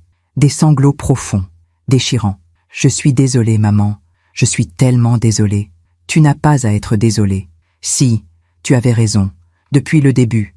Et moi, je ne t'ai pas écouté. Ce n'est pas grave. Oh, si, c'est grave. J'ai tout gâché. Non, tu as survécu. Et c'est déjà énorme. On est resté là, dans cette réserve sombre et froide, pendant un long moment. Puis j'ai senti qu'elle se calmait. Emeline, il faut qu'on parte, maintenant. Oui, tu peux te lever? Je crois. Je l'ai aidée à se mettre debout. Elle vacillait. Elle était si légère, comme si elle allait disparaître. Tu as mangé? Je ne sais plus. Quand? Hier? Non. Avant-hier? Je ne sais plus. Je l'ai emmenée à ma voiture. Elle marchait lentement, comme une vieille femme. Je l'ai installée sur le siège passager. J'ai attaché sa ceinture. Elle regardait droit devant elle, le regard vide. Maman? Oui, ma chérie? Qu'est-ce que je vais devenir? Tu vas te reconstruire. Je ne sais même pas par où commencer. On commence par le commencement. Un jour à la fois. En route vers Versailles, j'ai appelé Arnaud. Arnaud, c'est Floriane. Je l'ai. Emeline? Oui, elle est avec moi. Elle va bien? Non, mais elle est vivante. C'est déjà ça. Amenez-la à mon cabinet demain matin. 9 heures. J'aurai tous les papiers prêts. On y sera. Floriane? Oui, vous avez bien fait. Je sais. Cette nuit-là, Emeline a dormi chez moi, dans son ancienne chambre, dans son ancien lit. Je lui ai fait couler un bain. Je lui ai donné des vêtements propres. J'ai préparé une soupe légère. Elle a tout fait mécaniquement, sans parler, sans pleurer. Elle a mangé 3 cuillères de soupe. Puis elle a dit « Je suis fatiguée. Alors dors. J'ai peur de dormir. Pourquoi? Parce que je vais me réveiller. Et tout sera encore là. Oui, tout sera encore là. Mais moi aussi, je serai là. » Elle m'a regardée. « Merci, maman. » De rien, ma chérie. Elle s'est endormie vers 22 heures. Je suis restée dans le couloir, la porte entr'ouverte, pour surveiller, au cas où elle se réveillerait en panique, au cas où elle voudrait partir, au cas où. Vers minuit, mon téléphone a vibré. Un message de Laurent, le détective. Madame Desmarais, info urgente. Jérôme vient d'acheter 2 billets d'avion pour Bangkok. Départ jeudi. Lui et sa maîtresse. Jeudi, dans 3 jours, il allait fuir, avec l'argent qu'il avait pu sauver, avec sa nouvelle vie, laissant Emeline dans les ruines. J'ai répondu, merci. Continuez à le suivre. Puis j'ai appelé Arnaud. Même à minuit. Arnaud, c'est Floriane. Désolé de l'heure. Pas de problème. Qu'est-ce qui se passe? Jérôme s'apprête à fuir le pays. Je dis, vous êtes sûre? Certaine. Alors, on n'a plus le choix. Il faut agir maintenant. Demain. Emeline sera prête. J'espère. Parce que si elle ne signe pas, il va disparaître avec tout. Elle signera. Comment vous le savez? Parce qu'elle n'a plus le choix. Et elle le sait. Le lendemain matin, mardi, je me suis réveillée à l'aube. J'ai préparé du café, du pain grillé, de la confiture. Emeline est descendue vers 8 heures. Elle portait un de mes pulls, un jean que je lui avais prêté. Elle avait les cheveux attachés, le visage lavé. Elle avait l'air fragile, mais vivante. « Bonjour, maman. »« Bonjour, ma chérie. Tu as dormi? Un peu? Tu as faim? Pas vraiment, mais je vais essayer de manger. » Elle s'est assise. Elle a pris une tartine. Elle l'a grignotée lentement. « Maman? Oui? Qu'est-ce qu'on fait aujourd'hui? » « On va voir Arnaud, mon avocat. »« Pourquoi faire? » »« Pour te protéger. » Elle a posé sa tartine. « Tu veux que je divorce? » ?»« Oui. Mais je ne sais pas si je peux. »« Pourquoi? » ?»« Parce que c'est mon mari. Ce n'est plus ton mari. C'est un étranger qui t'a détruite. » Elle a baissé les yeux. « Je sais, mais c'est dur de l'admettre. Je sais, ma chérie, mais c'est nécessaire. » À 9 heures précises, on était dans le cabinet d'Arnaud. Un bel immeuble haussmannien dans le 7e arrondissement. Bureau élégant. Bibliothèque remplie de codes juridiques. Arnaud nous a reçus avec bienveillance. Il avait 62 ans. Grand, cheveux gris. Regard intelligent. « Bonjour Floriane. »« Bonjour Arnaud. » Il s'est tourné vers Emeline. « Vous devez être Emeline. »« Enchantée. » Elle a serré sa main, timidement. « Bonjour. Asseyez-vous, je vous en prie. » On s'est assise. Arnaud s'est installé derrière son bureau. Il a ouvert un dossier épais. « Bien, je vais être direct. La situation est grave, mais pas désespérée. »« Grave comment ?» a demandé Emeline. « Votre mari a contracté des dettes importantes, 300 000 €. Vous avez cautionné. En tant qu'épouse, vous êtes responsable solidaire. Ça veut dire quoi? Ça veut dire que si le restaurant ne peut pas payer, c'est vous qui paierez. Mais je n'ai rien. Les créanciers peuvent saisir vos salaires futurs. Pendant des années. » Elle a blêmi. Combien d'années? 15, 20, peut-être plus, selon vos revenus. Mon Dieu. Mais il y a une solution. Laquelle? Divorcer. Immédiatement. Et demander une séparation de biens rétroactive. Rétroactive? Oui. On va prouver que vous avez été abusé, manipulé, contrainte de signer sans comprendre. Si le juge accepte, vous ne serez plus responsable des dettes. Et si le juge refuse, alors vous êtes ruiné. Le silence était pesant. Emeline regardait ses mains. Et Jérôme? Quoi, Jérôme? A demandé Arnaud. Qu'est-ce qu'il va devenir? Franchement, je m'en fiche. Ce qui m'importe, c'est vous. Mais il est mon mari. Il était votre mari. Maintenant, il est votre bourreau. Elle a fermé les yeux. Je ne sais pas si je peux faire ça. Emeline, j'ai dit doucement. Jérôme s'apprête à fuir le pays. Jeudi, avec sa maîtresse. Elle a ouvert les yeux. Choquée. Quoi? Il a acheté 2 billets pour Bangkok. Il va partir. Sans toi. Sans un mot. Te laissant seule avec les dettes. Tu en es sûre? Certaine. Les larmes ont commencé à couler. Il me laisse? Oui. Après tout ça, il me laisse? Oui. Elle a porté ses mains à son visage. Je ne compte même pas assez pour qu'il me dise au revoir. Arnaud a attendu un moment. Puis il a dit, doucement, « Emeline, je sais que c'est difficile, mais vous devez prendre une décision. Maintenant. » Elle a levé les yeux. « Si je signe, qu'est-ce qui se passe? » Je dépose la demande de divorce aujourd'hui même. Je demande une ordonnance de protection en urgence. Je bloque tous les comptes communs.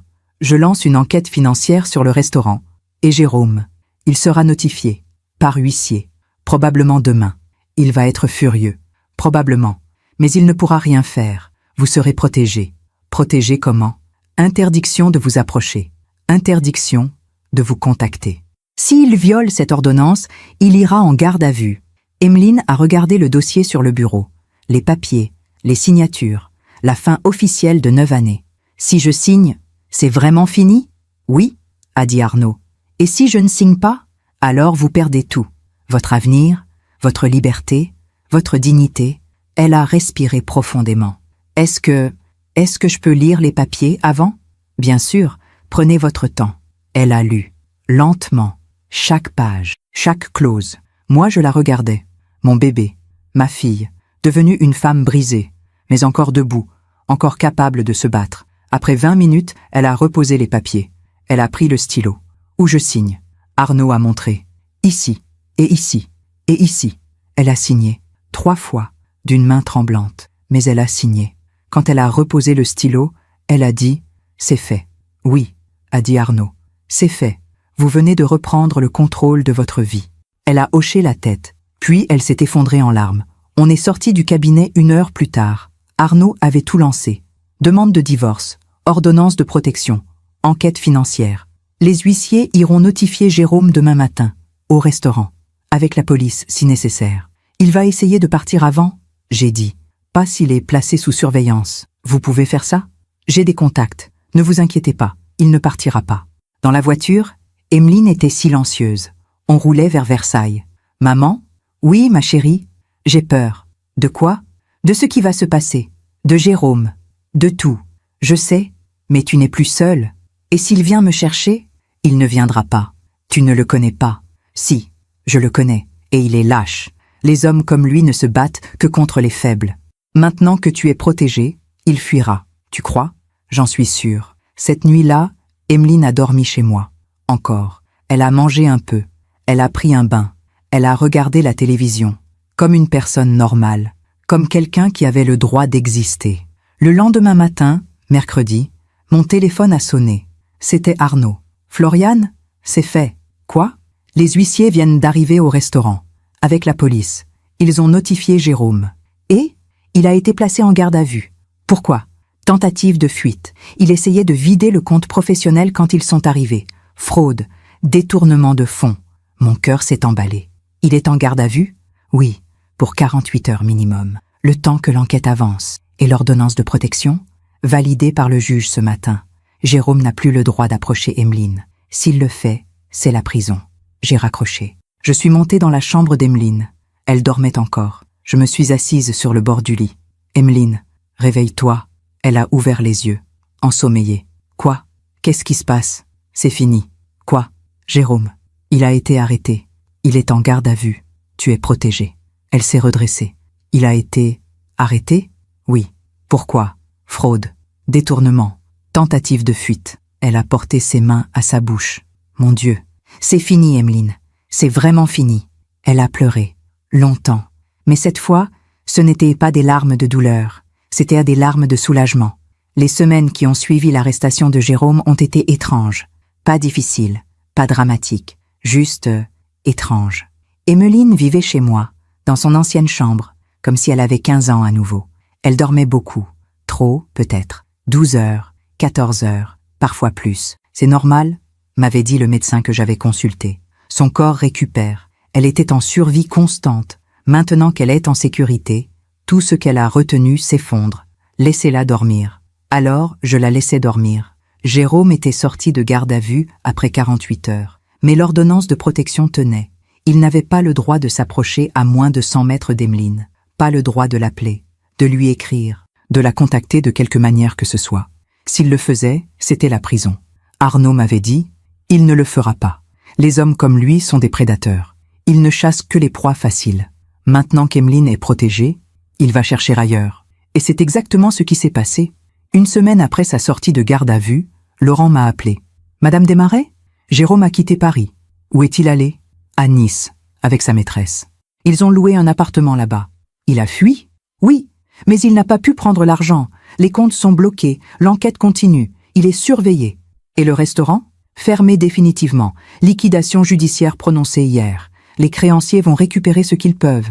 Mais Emeline est protégée. La séparation de biens rétroactive a été validée par le juge.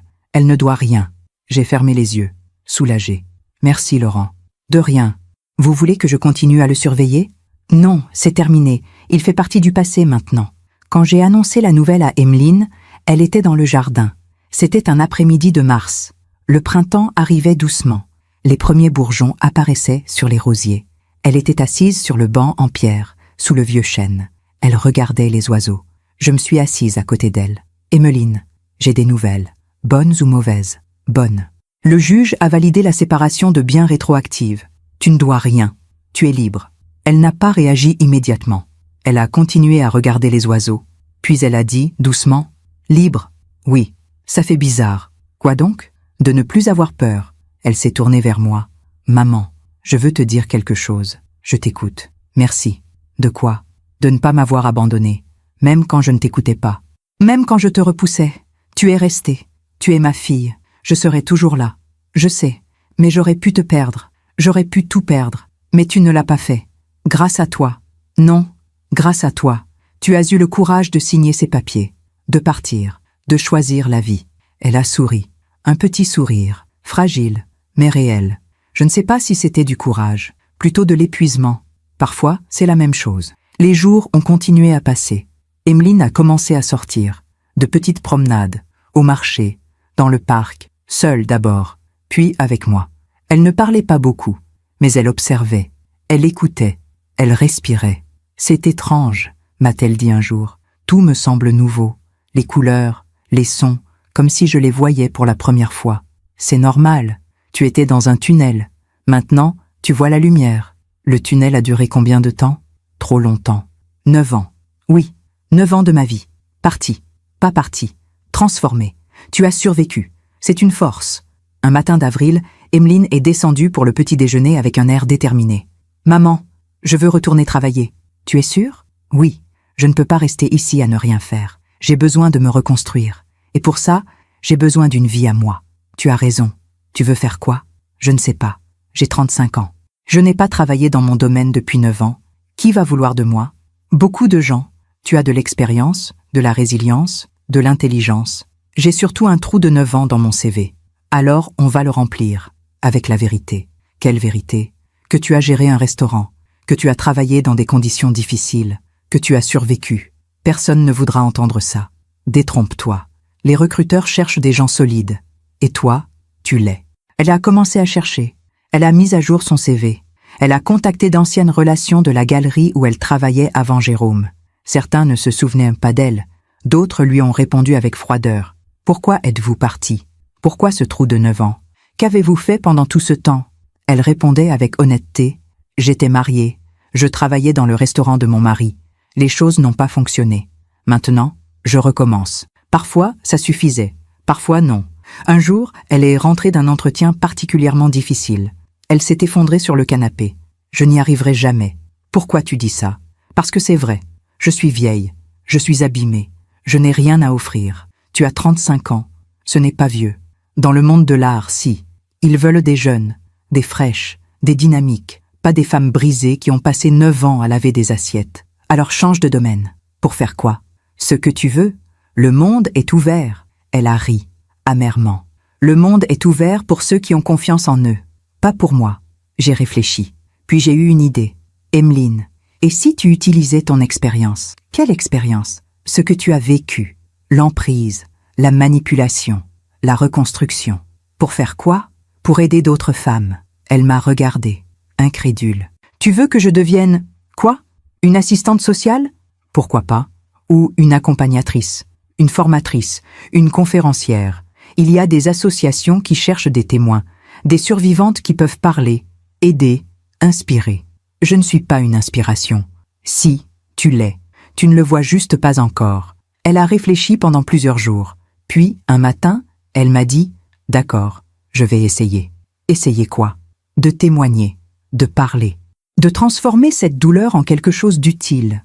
Tu es sûr? Non, mais je veux essayer.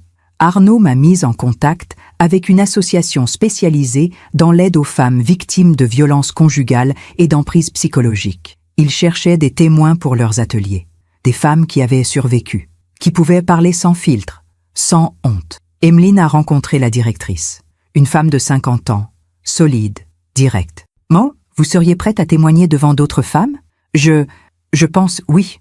Pourquoi? Parce que si mon histoire peut aider ne serait-ce qu'une personne à ouvrir les yeux, alors tout cela aura eu un sens. La directrice a souri. Vous commencez quand? Le premier atelier a eu lieu début mai. Emeline avait maintenant 35 ans et demi. Moi, 60 et quelques mois. C'était dans une petite salle communale du 15e arrondissement. Une quinzaine de femmes, toutes âges, toutes origines, toutes brisées. Emeline était terrifiée. Je ne peux pas faire ça. Si, tu peux. Qu'est-ce que je vais leur dire? La vérité. Et si elles me jugent? Elles ne te jugeront pas. Elles te comprendront. Elle est montée sur la petite estrade. Elle a regardé ces femmes. Elle a respiré profondément. Puis, elle a commencé à parler. Bonjour, je m'appelle Emeline. J'ai 35 ans. Et pendant 9 ans, j'ai été prisonnière. Silence. Pas dans une cave. Pas avec des chaînes. Mais dans un restaurant. Avec un homme qui m'aimait, disait-il. Elle a raconté. Tout. La rencontre. Le charme. Les premiers signes. L'isolement progressif. Le travail gratuit. Les dettes. La honte. La peur. Un jour, ma mère m'a trouvée en train de manger des restes dans une cuisine. J'avais tellement faim. Tellement honte. Je pleurais. Et quand elle a confronté mon mari, il a ri. Il a dit « Cette idiote ne mérite que ça ». Les femmes écoutaient. Certaines pleuraient. D'autres hochaient la tête. Ce jour-là, j'ai compris quelque chose. Je méritais mieux. Pas parce que j'étais parfaite, pas parce que j'étais forte, mais simplement parce que j'étais humaine. Après son témoignage, plusieurs femmes sont venues la voir. « Merci. Votre histoire ressemble à la mienne. Comment vous avez trouvé le courage de partir ?» Emeline répondait avec douceur. Ce n'était pas du courage, c'était de la survie. Et j'ai eu de l'aide, ma mère, un avocat, des preuves. Vous aussi, vous pouvez partir. Vous n'êtes pas seule. Ce soir-là, en rentrant à Versailles, Emeline était silencieuse. Elle regardait par la fenêtre. Les lumières de Paris défilaient. Maman? Oui?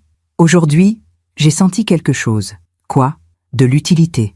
Pour la première fois depuis des années, j'ai senti que ma vie avait un sens. Ta vie a toujours eu un sens. Peut-être. Mais aujourd'hui, je l'ai ressenti. Les mois ont continué. Emeline a témoigné régulièrement. 1 fois par semaine. Puis 2 fois. Puis plus. Elle est devenue formatrice bénévole pour l'association. Elle aidait les femmes à remplir des dossiers, à comprendre leurs droits, à trouver des avocats, des refuges, de l'espoir. « Je fais ce que tu as fait pour moi », m'a-t-elle dit un jour. Quoi? Je ne lâche pas, même quand elles résistent, même quand elles ont peur. Je reste. En juin, 6 mois après son départ du restaurant, Emeline a reçu une lettre du tribunal. Le divorce était prononcé, officiellement, légalement. Elle n'était plus mariée à Jérôme. Elle était libre. Elle a ouvert la lettre dans le jardin. Elle l'a lue, puis elle l'a posée sur le banc. C'est fini. Oui, je pensais que je ressentirais quelque chose. De la joie, du soulagement. Et je ne ressens rien. C'est juste fini. C'est normal. Ce n'est pas une victoire. C'est juste la fin d'une erreur. 9 ans d'erreur. 9 ans d'apprentissage. Elle m'a regardé. Tu crois vraiment ça? Oui. Tu as appris à reconnaître les signaux, à te protéger, à te battre. Des milliers de femmes ne l'apprennent jamais. Toi, si. Un jour de juillet, Emeline m'a annoncé qu'elle avait trouvé un appartement, un studio, dans le 11e, petit, mais lumineux. Tu veux déménager? Oui. Il est temps. Tu es sûre? Oui. J'ai besoin de mon espace, de ma vie. Je comprends. Tu n'es pas triste? Si, un peu. Mais je suis surtout fière. Elle a emménagé fin juillet. Je l'ai aidée. On a transporté des cartons, des meubles, des plantes. Elle a décoré son studio avec soin. Des couleurs vives, des coussins, des tableaux. C'est chez moi, elle a dit en regardant autour d'elle. Pour la première fois depuis 9 ans, j'ai un chez moi. Comment tu te sens? Vivante. Un soir d'août, elle m'a invitée à dîner dans son studio. Elle avait cuisiné, une vraie cuisine. Pas des restes, pas de la nourriture volée. Un poulet rôti, des légumes, une tarte aux pommes. On a mangé ensemble, on a bu du vin, on a ri. Tu sais quoi, maman? Quoi? Pendant 9 ans, j'ai cru que ma vie était finie, que j'avais tout gâché, que je ne méritais pas mieux. Et maintenant, je sais que ce n'était que le premier chapitre. Le mauvais chapitre. Mais il y en a d'autres qui viennent. Oui, il y en a d'autres.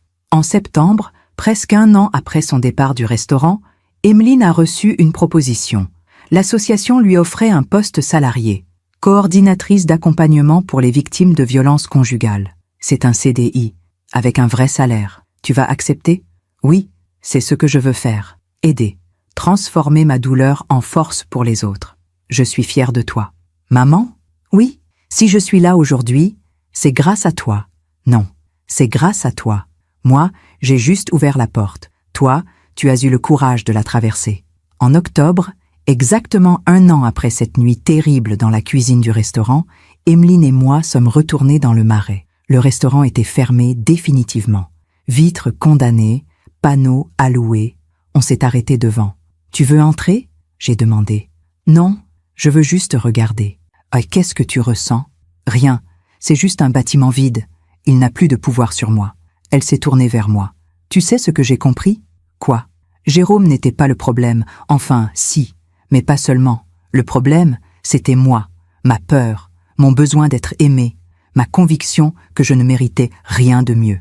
Et maintenant, je sais que je mérite tout. Le respect, la dignité, l'amour, mais le vrai, pas celui qui détruit. On a marché le long de la Seine. Le soleil se couchait, l'eau brillait. « Maman ? Oui ? Tu te souviens de ce soir-là, quand tu m'as trouvée dans la cuisine ? Oui. Tu as dit quelque chose. Viens avec moi, maintenant. Je m'en souviens. À ce moment-là, j'ai eu 2 choix. Te suivre ou rester. Oui, j'ai failli rester. Je sais. Qu'est-ce qui m'a fait changer d'avis ? La main que tu as serrée, la mienne. Tu as choisi la vie. Elle a souri. Oui, j'ai choisi la vie. Nous sommes rentrés à Versailles ce soir-là. Emeline est repartie dans son studio. Et moi, je suis restée dans ma maison, seule. Mais pas vraiment, parce que ma fille était vivante, libre, reconstruite. Et c'était tout ce qui comptait. Quelques semaines plus tard, en novembre, j'ai appris par Arnaud que Jérôme avait quitté Nice. Il est parti où ? Je ne sais pas. Il a disparu. Personne ne sait où il est. Et les dettes ? Effacées pour Emeline. Lui, il les traîne toujours, où qu'il soit. Bien. Vous ne voulez pas savoir ce qu'il devient ? Non. Il fait partie du passé. Et le passé ne mérite pas mon attention. 2 ans ont passé. 2 ans de silence. 2 ans sans nouvelles de Jérôme. Emeline avait 37 ans maintenant. Moi, 62. Elle travaillait toujours pour l'association. Elle était devenue responsable régionale. Elle formait d'autres accompagnatrices. Elle témoignait dans les écoles, les entreprises, les tribunaux. Sa vie avait un sens. Elle avait même rencontré quelqu'un. Un homme doux, patient, respectueux. « On prend notre temps », m'avait-elle dit. « Je ne veux plus me précipiter. C'est sage. » J'ai appris. Un mardi de décembre, mon téléphone a sonné. Un numéro inconnu. « Allô ? Madame Desmarais ? » « Oui, c'est Anaïs. Vous vous souvenez de moi ? » Anaïs, l'ancienne serveuse. « Oui, bien sûr. Comment allez-vous ? » ?»« Bien, très bien même. J'ai trouvé un nouveau travail. Mais je vous appelle pour autre chose. »« Quoi ? » ?»« J'ai des nouvelles de Jérôme. » Mon cœur s'est serré. « Je vous écoute. » « Il est revenu à Paris. Il y a 6 mois. Il a ouvert un nouveau restaurant, dans le 18e. »« Un nouveau restaurant ? » ?»« Oui, petit, discret, mais il est là. » « Comment vous savez ça ? » ?»« Je l'ai vu, par hasard. Dans la rue, il était avec une femme, jeune, très jeune, bien sûr. Merci de m'avoir prévenu, Anaïs. Vous allez le dire à Emeline ? Je ne sais pas. J'ai raccroché. J'ai réfléchi longtemps. Devais-je dire à Emeline que Jérôme était de retour ? Qu'il recommençait ? Avec une nouvelle victime ? Ou fallait-il laisser le passé où il était ? Finalement, j'ai décidé de ne rien dire. Emeline était en paix, reconstruite, heureuse. Pourquoi rouvrir cette blessure ? Mais le destin en a décidé autrement. 3 semaines plus tard, Laurent m'a appelé, le détective, que je n'avais pas contacté depuis 2 ans. « Madame Desmarais, pardon de vous déranger. »« Laurent ? Pourquoi vous m'appelez ? » ?»« Parce que j'ai pensé que vous voudriez savoir. »« Savoir quoi ? » ?»« Jérôme, il est à l'hôpital. Mon sang s'est glacé. Qu'est-ce qui s'est passé ? AVC, accident vasculaire cérébral. Il y a 2 jours. C'est grave ? Très grave. Il est paralysé du côté gauche. Il ne peut plus parler correctement. Je suis restée silencieuse. « Madame Desmarais ? Je suis là. Vous voulez que j'enquête ? Non. Merci, Laurent. C'est suffisant.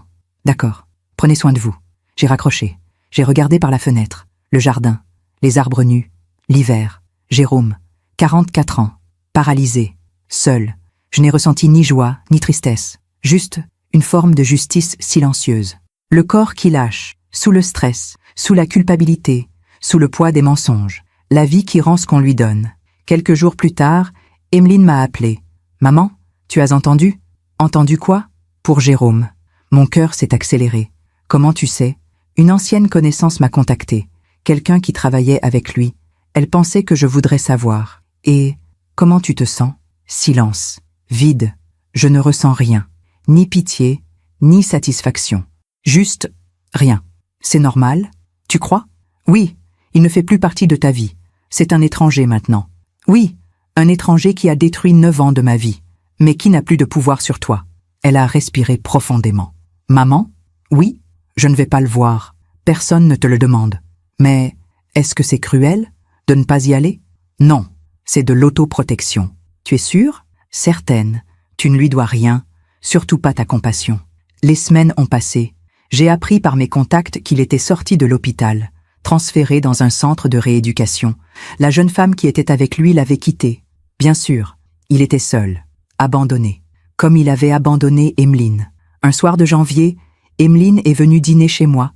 On a mangé tranquillement. On a parlé de son travail, de ses projets, de sa vie. Puis, au dessert, elle a dit « Maman, je veux te raconter quelque chose. Je t'écoute. La semaine dernière, j'accompagnais une femme au tribunal pour une ordonnance de protection. Et dans le couloir, j'ai croisé quelqu'un. Qui? La maîtresse de Jérôme, celle d'il y a 2 ans, celle des photos. Mon cœur s'est serré. Et elle était là pour déposer plainte, contre un homme, pour violence psychologique. Jérôme? Non, un autre. Mais en la voyant, j'ai compris. Compris quoi?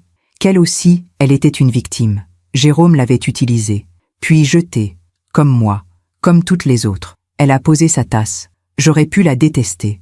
Pendant longtemps, je l'ai détestée. Mais là, je l'ai juste regardée, et j'ai ressenti de la tristesse. Pour elle, pour moi, pour toutes ces femmes qui tombent dans le piège. Tu lui as parlé? Non, mais je lui ai souri, et elle m'a souri aussi, comme si on se comprenait, sans mots. Elle a levé les yeux vers moi. Tu sais quoi, maman? Quoi? Je crois que la vraie justice, ce n'est pas la prison, ce n'est pas la vengeance. C'est quoi? C'est de ne plus avoir peur, c'est de vivre, pleinement, librement, c'est de transformer la douleur en force. Tu as raison. Et Jérôme, qu'il soit malade ou pas, qu'il soit seul ou pas, ce n'est plus mon problème. Il récolte ce qu'il a semé. Oui. Et moi, je vis. Quelques mois plus tard, en avril, j'ai appris que Jérôme avait été placé en maison médicalisée. Il ne pouvait plus vivre seul. Sa rééducation avait échoué. Il était diminué, affaibli, dépendant. Je n'ai rien dit à Emeline, parce qu'elle n'avait pas besoin de savoir, parce que sa vie continuait, belle, riche, pleine. Et c'était ça, la vraie justice. Pas la souffrance de Jérôme, mais le bonheur d'Emeline. Aujourd'hui, cela fait 4 ans. 4 ans depuis cette nuit terrible dans la cuisine du restaurant. Emeline a maintenant 39 ans. Moi, 64. Elle s'est mariée l'été dernier, avec Thomas, l'homme patient, l'homme doux, une petite cérémonie. Dans le jardin de ma maison à Versailles, sous le vieux chêne, 20 personnes, des amis, des collègues de l'association, quelques anciennes femmes qu'elle avait aidées. Pas de grande fête, pas de restaurant, juste de l'amour, du vrai. Quand elle a prononcé ses vœux, elle a dit quelque chose qui m'a émue aux larmes. Thomas, je t'épouse aujourd'hui, non pas parce que j'ai besoin de toi pour exister, mais parce que j'existe pleinement et que je choisis de partager cette existence avec toi. Elle avait compris. L'amour ne sauve pas, l'amour accompagne. Hier soir, elle est venue dîner chez moi, seule. Thomas était en déplacement pour son travail. On s'est installé dans le salon, avec du thé, des biscuits, comme avant. Comme quand elle était petite. Maman, j'ai quelque chose à te dire. Je t'écoute. Elle a souri, un sourire radieux. Je suis enceinte. Mon cœur s'est arrêté. Quoi? 3 mois. On voulait attendre avant de le dire. Mais maintenant, c'est sûr. Ma chérie, les larmes sont montées. Je me suis levée, je l'ai prise dans mes bras. Je suis tellement heureuse pour toi. Moi aussi. J'ai peur, mais je suis heureuse. Peur de quoi? De ne pas être une bonne mère, de reproduire des erreurs. Tu seras une mère merveilleuse, parce que tu connais la différence entre l'amour et le contrôle. Elle s'est assise. Elle a posé sa main sur son ventre. Tu sais quoi, maman? Quoi? Pendant longtemps, j'ai cru que Jérôme m'avait volé 9 ans de ma vie. Et maintenant? Maintenant, je comprends qu'il ne m'a rien volé. Il m'a appris. Appris quoi? À reconnaître les signaux, à poser des limites, à choisir la vie plutôt que la survie. Elle m'a regardée. Et surtout, il m'a montré ce qu'est une vraie force. Quelle force? La tienne. Tu ne m'as jamais abandonnée. Même quand je te repoussais, même quand je te disais de partir. Tu es resté, en silence, en veillant, en préparant. Si je n'avais pas eu cette expérience, je ne serais pas qui je suis aujourd'hui. Je ne ferais pas ce travail. Je n'aiderais pas ces femmes. Tu transformes la douleur en lumière. Oui, parce que tu m'as montré comment. On est resté silencieuse un moment, puis elle a dit « Maman, est-ce que tu as des regrets? À quel sujet? D'avoir agi comme tu l'as fait, d'avoir enquêté, espionné, préparé tout ça sans me le dire. » J'ai réfléchi. Non, aucun regret. Même si j'étais en colère contre toi? Même, parce que je savais une chose. Quoi? Qu'un jour tu comprendrais, qu'un jour tu serais prête, et ce jour-là, il fallait que tout soit prêt. Et si ce jour n'était jamais venu, il serait venu, d'une façon ou d'une autre, parce que la vérité finit toujours par éclater. Elle a souri. Tu as raison, je sais. On a ri.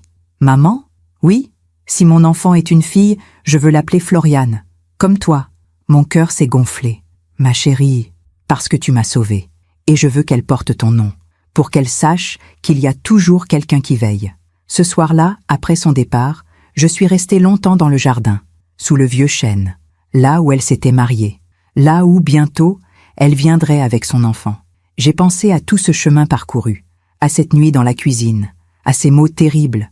Cette idiote ne mérite que ça, à ma décision de ne pas rester silencieuse, d'agir, de protéger, de préparer. Aujourd'hui, Emeline est libre, heureuse, enceinte, vivante. Et Jérôme est seul, malade, dans une maison médicalisée quelque part. Est-ce que je ressens de la pitié pour lui? Non. De la satisfaction? Non plus.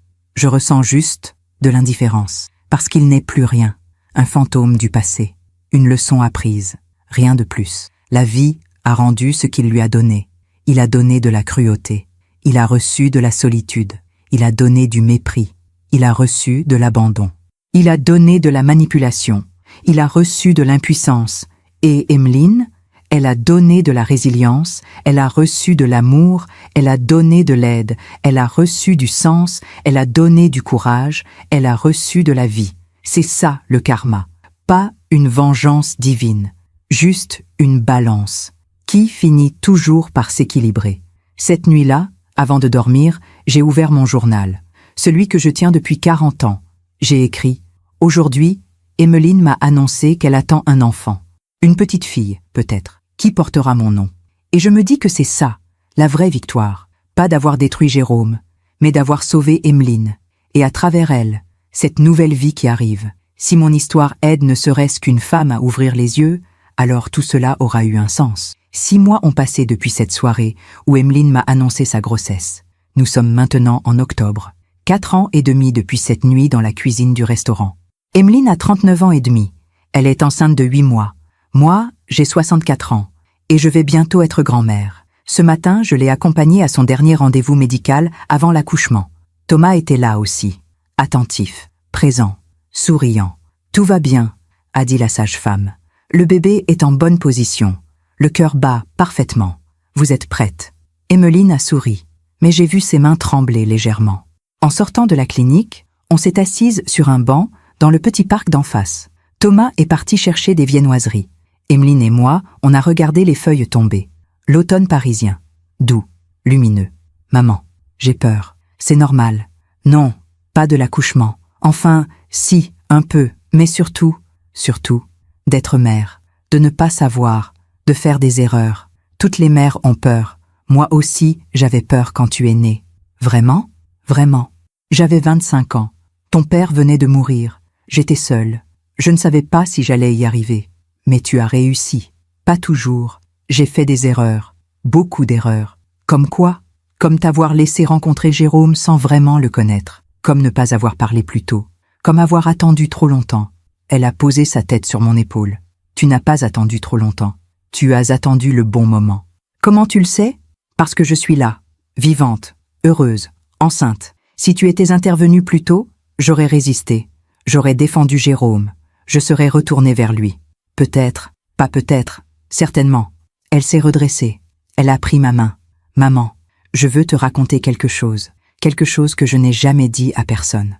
Je t'écoute. La nuit où je suis partie du restaurant, quand tu m'as emmenée chez toi, je me suis réveillée vers 3 heures du matin. J'ai voulu partir. Quoi? Oui, je me suis levée. J'ai mis mes chaussures. J'étais dans le couloir, prête à sortir. Mon cœur s'est serré. Pourquoi tu ne l'as pas fait? Parce que je t'ai vu. Tu dormais sur le canapé, dans le salon, la porte de ma chambre ouverte, pour me surveiller. Tu m'as vu? Oui, et j'ai compris. Compris quoi? Que tu ne dormais pas vraiment, que tu veillais, que tu serais toujours là. Quoi qu'il arrive, les larmes sont montées. Alors je suis retournée me coucher, et le lendemain matin, quand tu m'as emmené voir Arnaud, j'ai signé, parce que je savais que je n'étais pas seule. On est resté silencieuse un long moment. Puis elle a dit, c'est ça que je veux donner à mon enfant. Pas la perfection, pas l'absence d'erreur, mais la présence. Toujours, quoi qu'il arrive, tu vas être une mère extraordinaire, comme toi. Mieux que moi? Non, comme toi. Thomas est revenu avec des croissants. On a mangé ensemble. On a ri. On a parlé du prénom. Si c'est une fille, Floriane, a confirmé Emeline. Et si c'est un garçon? A demandé Thomas. Arnaud, comme l'avocat qui nous a sauvés. Thomas a souri. Alors c'est décidé. Floriane ou Arnaud. Ce soir-là, en rentrant chez moi à Versailles, j'ai reçu un appel d'Arnaud. Le vrai Arnaud. L'avocat. Il a maintenant 66 ans. Toujours aussi brillant. Toujours aussi implacable. Floriane, je voulais vous dire, Jérôme est décédé. Le silence a rempli la ligne. Quand? Hier, dans la maison médicalisée. Une complication, une infection pulmonaire. Il avait 46 ans. Oui, j'ai respiré profondément. Merci de m'avoir prévenu. Vous allez le dire à Emeline? Je ne sais pas. Elle est enceinte de 8 mois. Je ne veux pas. Je comprends. C'est à vous de décider. Arnaud? Oui. Est-ce qu'il était seul? Quand il est mort? Silence. Oui, il était seul. Personne n'est venu. Personne ne l'a réclamé. Cette nuit-là, je n'ai pas dormi. Je pensais à Jérôme. Cet homme qui avait été beau, charmant, ambitieux. Cet homme qui avait détruit ma fille. Cet homme qui était mort seul, à 46 ans, dans une chambre anonyme. Devrais-je ressentir de la pitié, de la tristesse, de la satisfaction? Je ne ressentais rien. Juste une forme de clôture. Un chapitre qui se ferme. Définitivement. Le lendemain matin, j'ai décidé de le dire à Emeline. Pas par téléphone. En face. Je suis allée chez elle. Elle était dans le salon, avec Thomas. Il préparait la chambre du bébé. « Maman, quelle surprise! Bonjour, ma chérie. Je peux te parler? En privé ?» Elle a vu mon visage. Elle a compris que c'était sérieux. Bien sûr, on s'est installé dans la cuisine. « Qu'est-ce qui se passe? » Emeline. « J'ai reçu un appel d'Arnaud hier soir. Et Jérôme est décédé. Avant-hier. Elle n'a pas bougé. Elle a juste regardé ses mains. Longtemps. Puis elle a dit « Comment? Une infection. Dans la maison médicalisée. Il était seul? Oui. » Elle a fermé les yeux. « Bien. Bien ?» j'ai répété. « Oui, bien. Pas parce que je suis heureuse qu'il soit mort, mais parce que c'est fini. Vraiment fini. » Elle a ouvert les yeux. Pendant 4 ans, une partie de moi avait toujours peur qu'il revienne, qu'il me trouve, qu'il me parle, qu'il essaie de me manipuler encore. Il ne pouvait plus te faire de mal. L'ordonnance, je sais, mais la peur était là quand même. Et maintenant, elle disparaît. Oui, elle a posé sa main sur son ventre. Mon enfant ne connaîtra jamais cet homme, ne saura jamais qu'il a existé. Tu ne lui raconteras pas? Peut-être, un jour, quand il ou elle sera assez grand, assez fort, pas pour le connaître, mais pour comprendre d'où je viens, ce que j'ai traversé. C'est sage, c'est toi qui m'as appris. 2 semaines plus tard, fin octobre, à 3 heures du matin, mon téléphone a sonné. C'était Thomas. « Floriane, c'est le moment. On part à la maternité. » J'arrive. Je me suis habillée en vitesse. J'ai pris ma voiture. J'ai roulé à travers Paris endormi. Mon cœur battait vite. Ma fille, mon bébé. Qui allait devenir mère? Je suis arrivée à la maternité à 4 heures. Thomas était dans la salle d'attente. Comment elle va? Bien. Elle est forte. La sage-femme dit que ça va vite. Je peux la voir? Elle a demandé que vous entriez. Je suis entrée dans la salle d'accouchement. Emeline était là, sur le lit, en sueur, mais souriante. « Maman, tu es là. Bien sûr que je suis là. Je veux que tu restes, pour la naissance. Tu es sûre? Certaine. » À 6h23, le bébé est né. Une fille, 3 kilos de sang, des cheveux noirs, des yeux immenses, un cri puissant, vivante. La sage-femme l'a posée sur la poitrine d'Emeline. Emeline a pleuré. Thomas a pleuré. Moi aussi j'ai pleuré. « Bonjour Floriane » a murmuré Emeline. « Bienvenue dans le monde. » Petite Floriane a ouvert les yeux. Et j'ai vu, dans ce regard neuf, quelque chose d'infini. Une promesse. Un nouveau départ. Une vie qui commence. Sans ombre. Sans peur. Ce jour-là, En tenant ma petite fille dans mes bras, j'ai compris. Tout ce que j'avais fait, tout ce que j'avais préparé, tout ce que j'avais enduré, ce n'était pas seulement pour sauver Emeline, c'était pour cette petite fille, pour qu'elle grandisse dans un monde où sa mère est libre, forte, heureuse, pour qu'elle n'hérite pas de la peur, mais de la résilience. Aujourd'hui, petite Floriane a 3 mois. Emeline est une mère merveilleuse, attentive, présente, aimante. Elle continue son travail à l'association, à temps partiel. Elle témoigne toujours, elle aide toujours. L'autre jour, elle m'a dit « Maman, tu sais ce que je dis aux femmes que j'accompagne maintenant ? Quoi ? Que ce n'est jamais trop tard, qu'on peut toujours recommencer, qu'on mérite toujours mieux. C'est vrai. Et je leur parle de toi. De moi ? Oui. Je leur dis qu'une femme de 60 ans a passé 2 ans à préparer mon sauvetage, sans que je le sache, sans que je le demande, juste parce qu'elle m'aimait, Emeline. Et ça leur donne de l'espoir, parce qu'elles comprennent qu'elles ne sont pas seules, qu'il y a toujours quelqu'un qui veille, même dans l'ombre. Ce soir, je suis dans mon jardin à Versailles, sous le vieux chêne. Les étoiles brillent, l'air est doux. Je pense à tout ce chemin, à cette nuit terrible, il y a 4 ans et demi, dans la cuisine d'un restaurant. À cette phrase que je n'oublierai jamais, cette idiote ne mérite que ça. Aujourd'hui, cette idiote est une femme libre, une mère aimante, une travailleuse sociale respectée, une survivante devenue guerrière. Et l'homme qui a prononcé cette phrase, il est mort, seul, oublié. Est-ce que j'ai gagné ? Non, parce que ce n'était pas un combat, c'était un sauvetage. Est-ce qu'Emeline a gagné ? Oui, mais pas contre Jérôme, contre la peur, contre le silence, contre la honte.